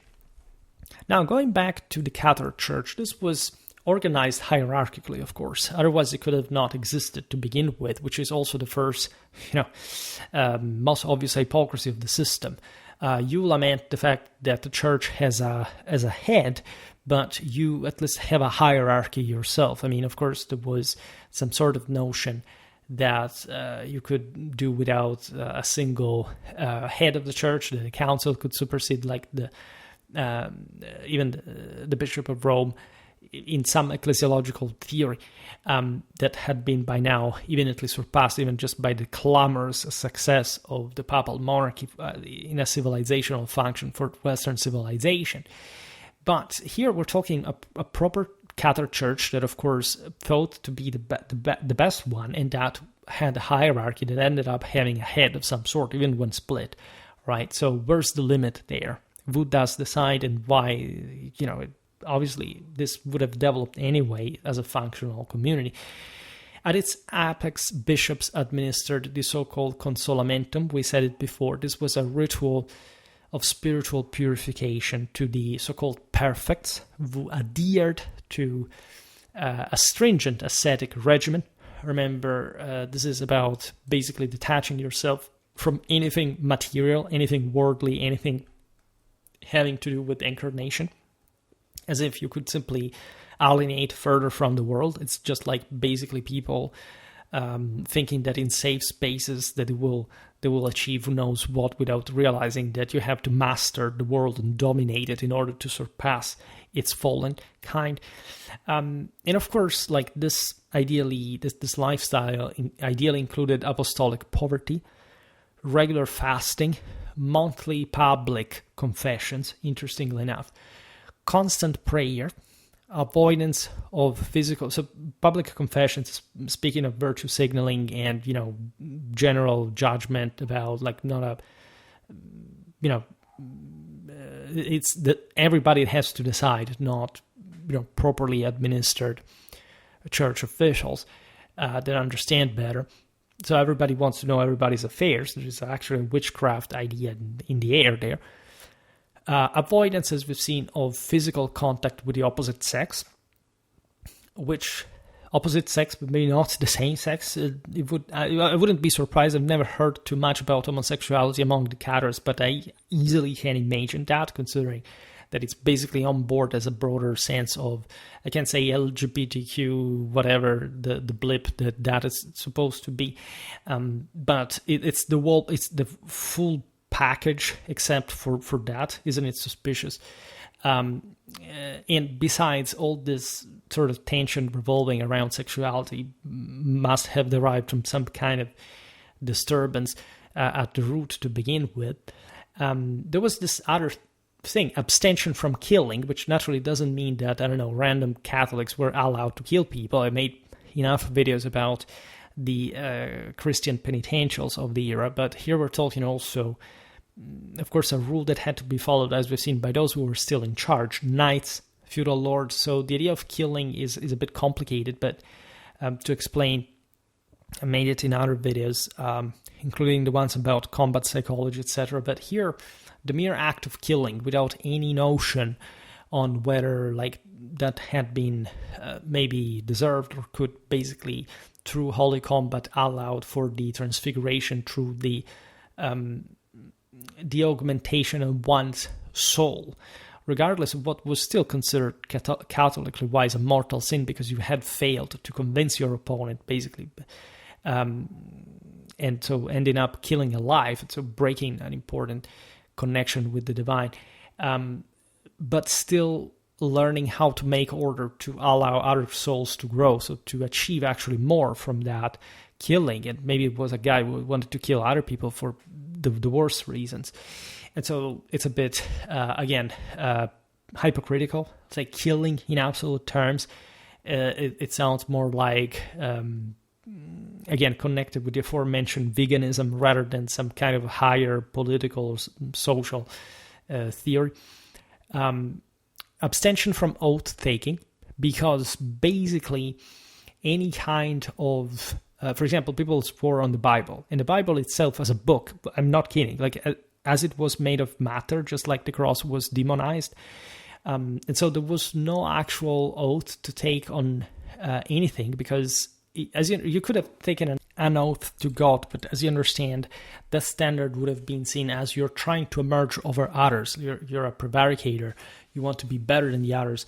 Here, again, everybody's phobic about status, wealth, whatever. So if you try to elevate yourself out of a moral perfection, other than letting yourself go as a human being and passing away to free your soul from this terrible prison of the body, you're basically an evil person, because Satan created evil and with the world, and you're siding from him. It's all the thing. They also abstained from, as we've seen, foods linked to coition, which entailed, again, these were vegans.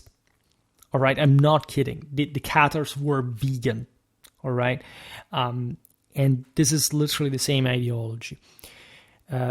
Perfects frequently traveled, preaching, praying for, and hearing confessions from the faithful.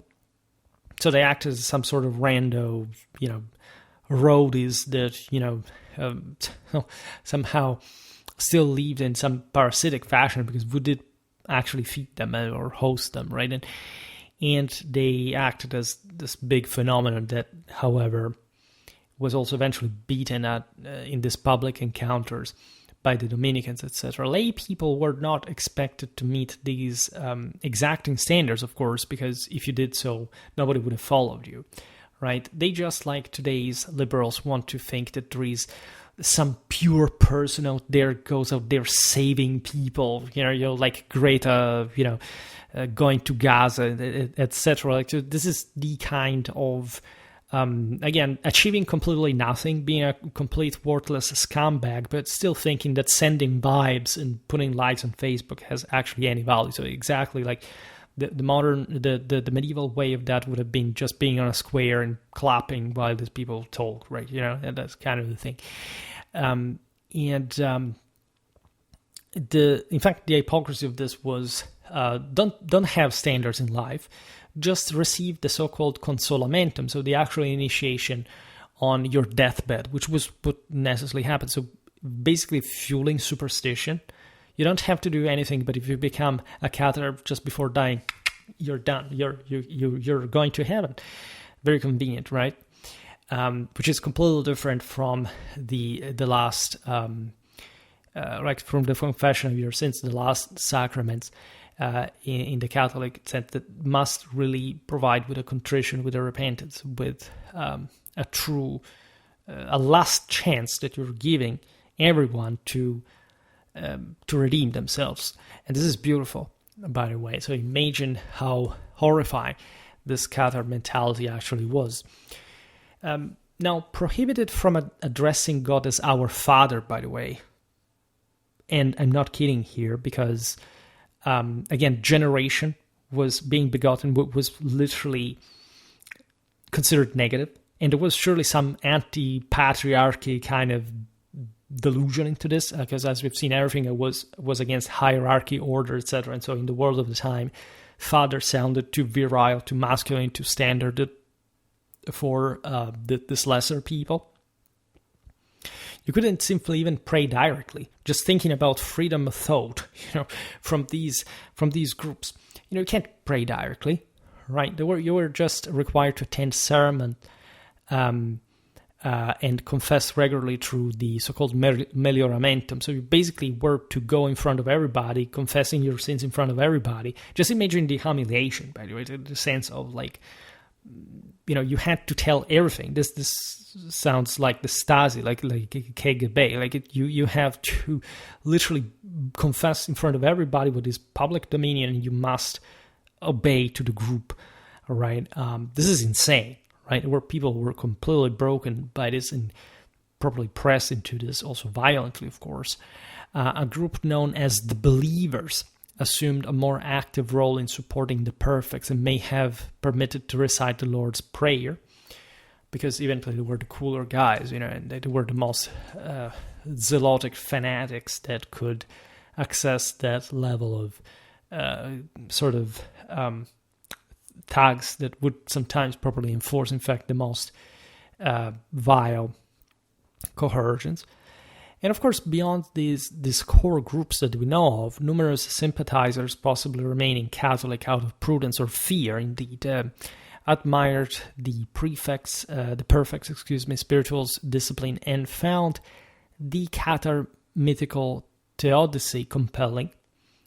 Because again, it's easier to understand, even just like a useful idiot can easily understand there is a bad and good God, and you aside from the good one, everybody who kills was rich, is evil, and you, if you're a poor wretch, you're cool, okay, and we'll get you in, and you have just to comply to every rule we impose on you, but then everything will be fine, right? Understanding the actual paradoxical liberation of the self through Catholic mastering of your own fears and augmenting your imperium through God-given Holy Ghost on the merit of your virtue, your works, is something way more challenging.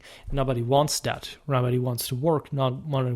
Everybody wants just without having to give anything in exchange and not understanding the trade and what you can get in the process through it. So this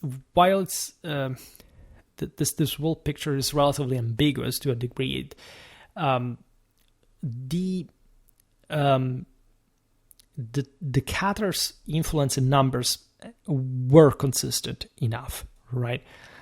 The stark contrast between the Cathars' austere lifestyle and the often opulent conduct of Catholic clergy significantly enhanced the sex appeal among the laity, and not for the good reason, because there was a reason why that Catholic clergy was powerful and rich. These were also commanders of armies. There were people who had the control over entire ecclesiastical provinces. They had to control, together with lay authority, public order. They had to had to seriously take into consideration of these theological issues. Just being a random vagabond that sort of criticizes the world order doesn't actually make you a better person. The Cathars' growing popularity and outright rejection of Catholic authority posed a formidable challenge to the Church, inasmuch as we've seen, the masses were drawn to these extremists, just like today. Early forced to counter the Cathar influence in Languedoc, that was basically their stronghold, proved futile at some point. So Cistercian papal legates arriving on horseback in lavish vestments failed to win popular support there against the humbly dressed pedestrian Cathars. The reason being that, again, these local cities were mostly wary of the fact that the papacy, the French king, wanted to extend control in these territories, and so they fueled themselves, the Cathars, to show the contrast of this alleged purity and innocence and victimism in front of the irresistible expansion of Catholic civilization. And of course they lost, right? And among the apostolic heretics, as we said before, were the Waldensians that actually were fully on board with Catholics to exterminate the Cathars. And literally the exterminating part that, as we'll see now, will fully escalate. Consider, again, a group like the Waldensian one. We'll make more videos about it, but I once made a couple on Waldo, etc. They had their own heterodox leanings. They recognized that, right? And they not just declined the aid to the Cathars, but sided with the Roman Church when this began its crusade against them, right? So this is very important. Imagine being a Waldensian in the 12th, in the 13th century, and appreciating the fact that, after all, even your enemy in the Church of Rome is actually doing something great in getting rid of the Cathars, given of the extremism and the illicity of all the things that were happening over there. And by the way, it's not just a matter of rules; it's a matter of lifestyle. It's a matter of actual cultural influence and beyond.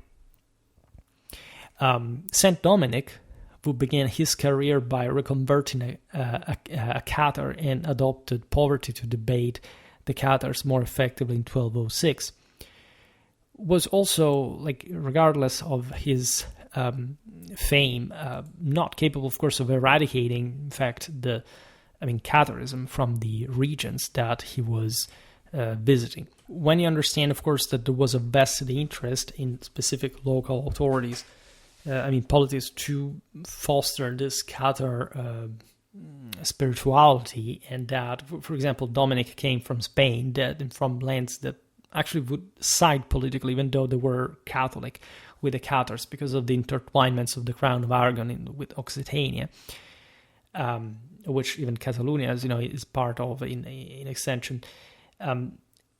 Explains you how, of course, bigger than, the Cathar movement, it's just like today's weird leftistic beliefs. The world order, states make war against one another. It's not like, people go in the street protesting and anything changes.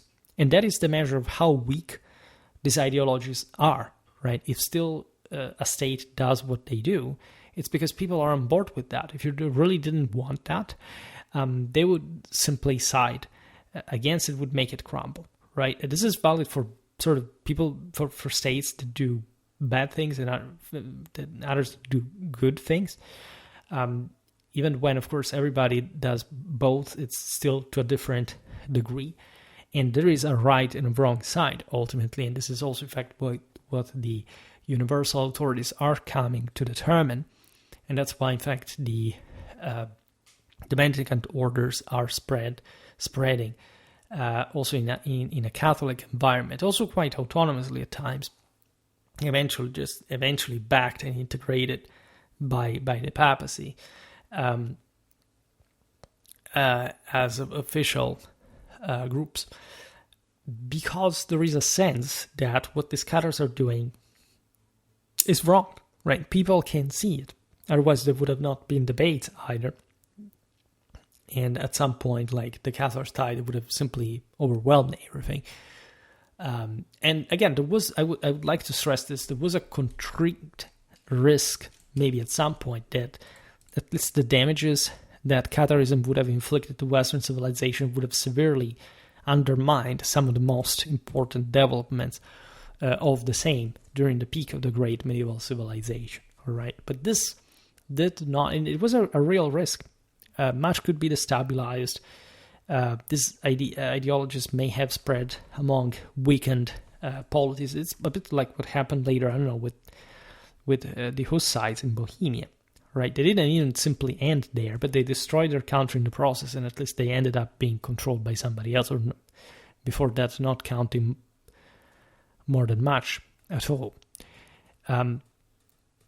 So, driven by this extreme, and to these extreme measures, the papacy issued the bull Abolendum in 1184 to establish the Inquisition, right? It was called to, in fact, bring order, clarity, and truth among the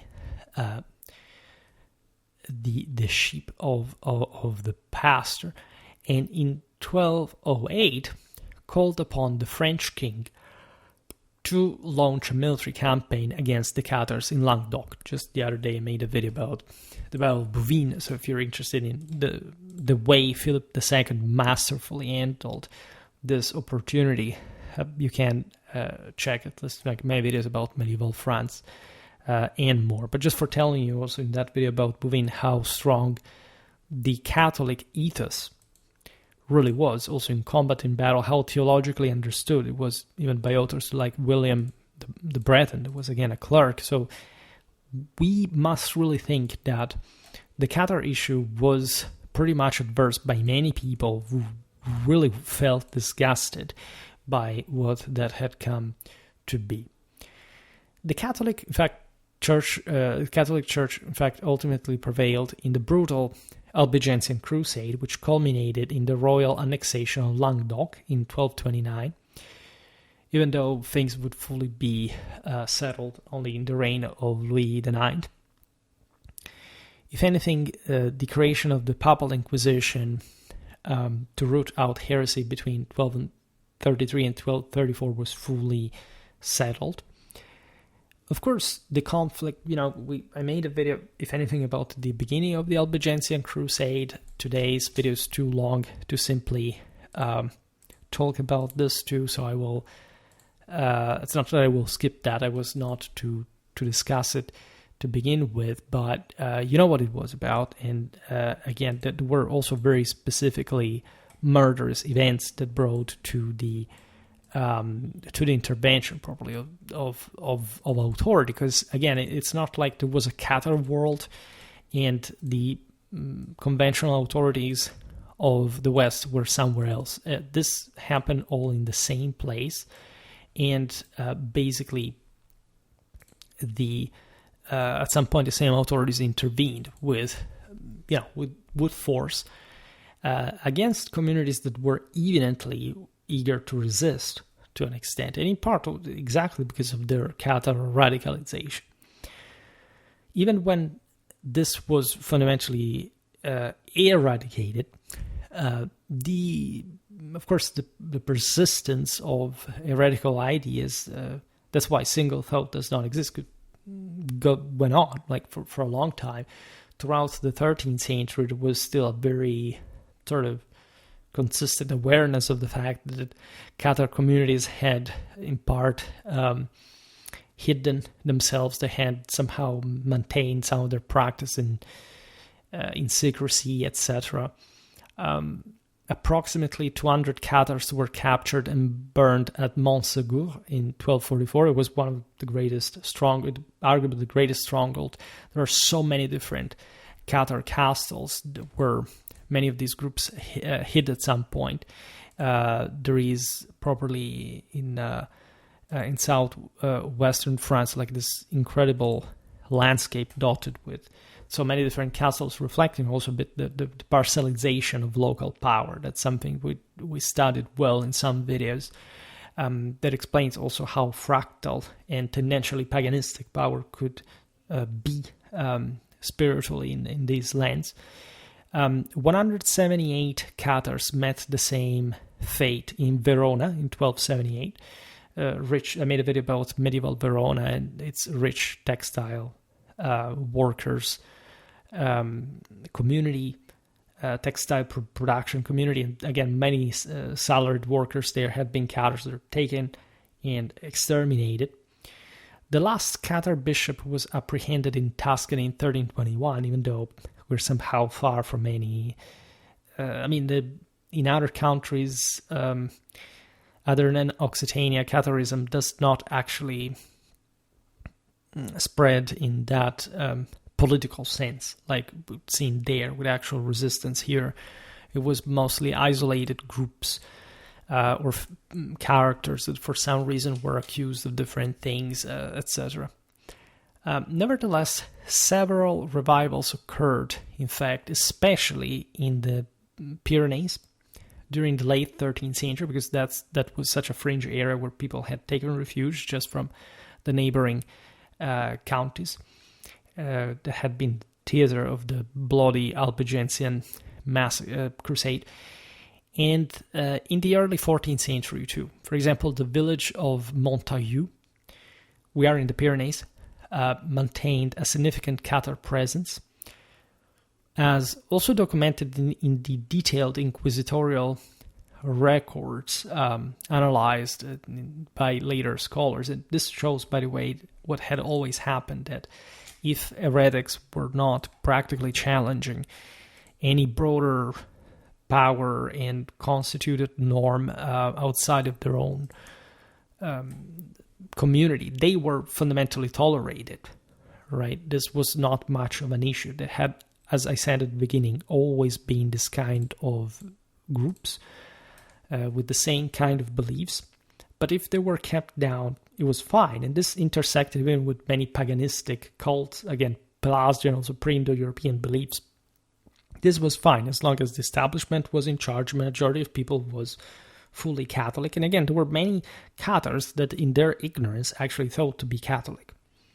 I'm sure there were lots of Cathars that were, for example, in favor of Rome, of the papacy. If anything, they may have criticized maybe the current pope, but they thought that maybe there was a logic like to the hierarchy. So it wasn't a fully sort of monolithic, granitic community or belief system, right? But the bulk was definitely imbued with this atrocious extremism that really is too familiar to us in our time. There's no doubt that the Cathars' enigmatic beliefs continued to fascinate spiritual seekers long after their suppression, bringing us also to believe that, in fact, many cults were never fully suppressed. Like, think about how many legions in southern France are still connected to specific female cults, for example, very old, maybe dating literally to the Bronze Age, being let's say, repeated, even with this level of naivete, not knowing what they actually meant, and echoing this Cathar. Think about the blood, the hatred. I mean, when those Northern Crusaders arrived and massacred everybody, this is something that left a mark in Occitania. And so the local pop culture, the folk tradition would maintain an echo, at least, of that that sort of pride and defiant posture towards a world that had evidently steamrolled them otherwise. And there is another parenthesis regarding the Cathars of Occitania that are, again, the most famous. That is to say, the way some esoteric thinkers and anthroposophists, let's say, recovered, in fact, the Cathar ideas. It's the case of Rudolf Steiner, for example, who drew parallels between Cathar dualism and his own Gnostic cosmological theories. Otto Rand, that was a Nazi-affiliated writer who romanticized the Cathars in his quest for the Holy Grail, which is also mostly what, again, some of those, in fact, pseudo-mythology, because let's be honest, like you can't be part of these circles and being a total ignorant, as they mostly were. And so, actually, there is some interesting Gnostic revival at some point in history, but it's, of course, unfortunately detached from any applicability, given that the same Catholic tradition does not enable anything in its own decline. These were weaker doctrines to begin with, so the spread of secularism, modernism, atheism, unfortunately, has sabotaged even the counter-traditional that contained, however, the traditional, paradoxically, in part, was part of the whole system. And indeed, there is all a structuralistic and Marxistic ideology that explored the socioeconomic factors behind the Cathars' appeal, noting their resonance in regions with growing urban economies and discontent with feudal and ecclesiastical structures. This is at least correct, except, of course, these guys are mostly cheering for the bad ones. And there is also the feministic element, right? So those women that were supporting this group were not just some schizos, they were basically turned into some romantic gender heroines or whatever as precursors to later religious dissent. What a terrible thing, religion. We really must dissent against that, especially in the West, that master it in a Catholic direction and display of global power, and where women live especially so badly, right? And so this other ideas, unfortunately, unfold, but they're mostly the degree of highlighting the degree of mental disturbance that, of course, especially in the last couple of centuries, the world has deeply undergone. And in many ways, again, talking about Catharism is cathartic. In fact, it does teach you to be more responsible, more aware, just knowing that these things are not any particular topics Nevertheless, again, you can always... I remember if I made even a playlist on Catharism. I think at some point I made, because of sometimes I become frenetic. Yes, I have actually 5 videos already on Catharism,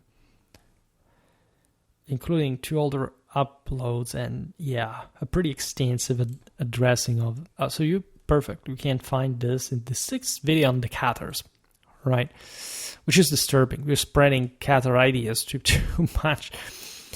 Even by blaming them. Actually, here, condemning them and expounding their vile nature. But this is exactly what I think we should maintain. And again, never be always wary of what happens in history, because it's not devoid of meaning. Right? It doesn't happen for some strange, odd circumstance. It always adds because a specific purpose, not a specific mechanism, right? It's something that works in that direction that you must understand why you work in that direction. For the rest, of course, we'll keep talking about history of religions. We are, of course, like always on board with our work. I'm glad for all the support I receive. For today, however, I stop it here. Just hope that you enjoyed this video. If you did, please share it. Otherwise, leave a like or subscribe to my channel if you're interested in my upcoming content. As always, I thank you heartily for listening to me. I wish you a nice time and see you next time.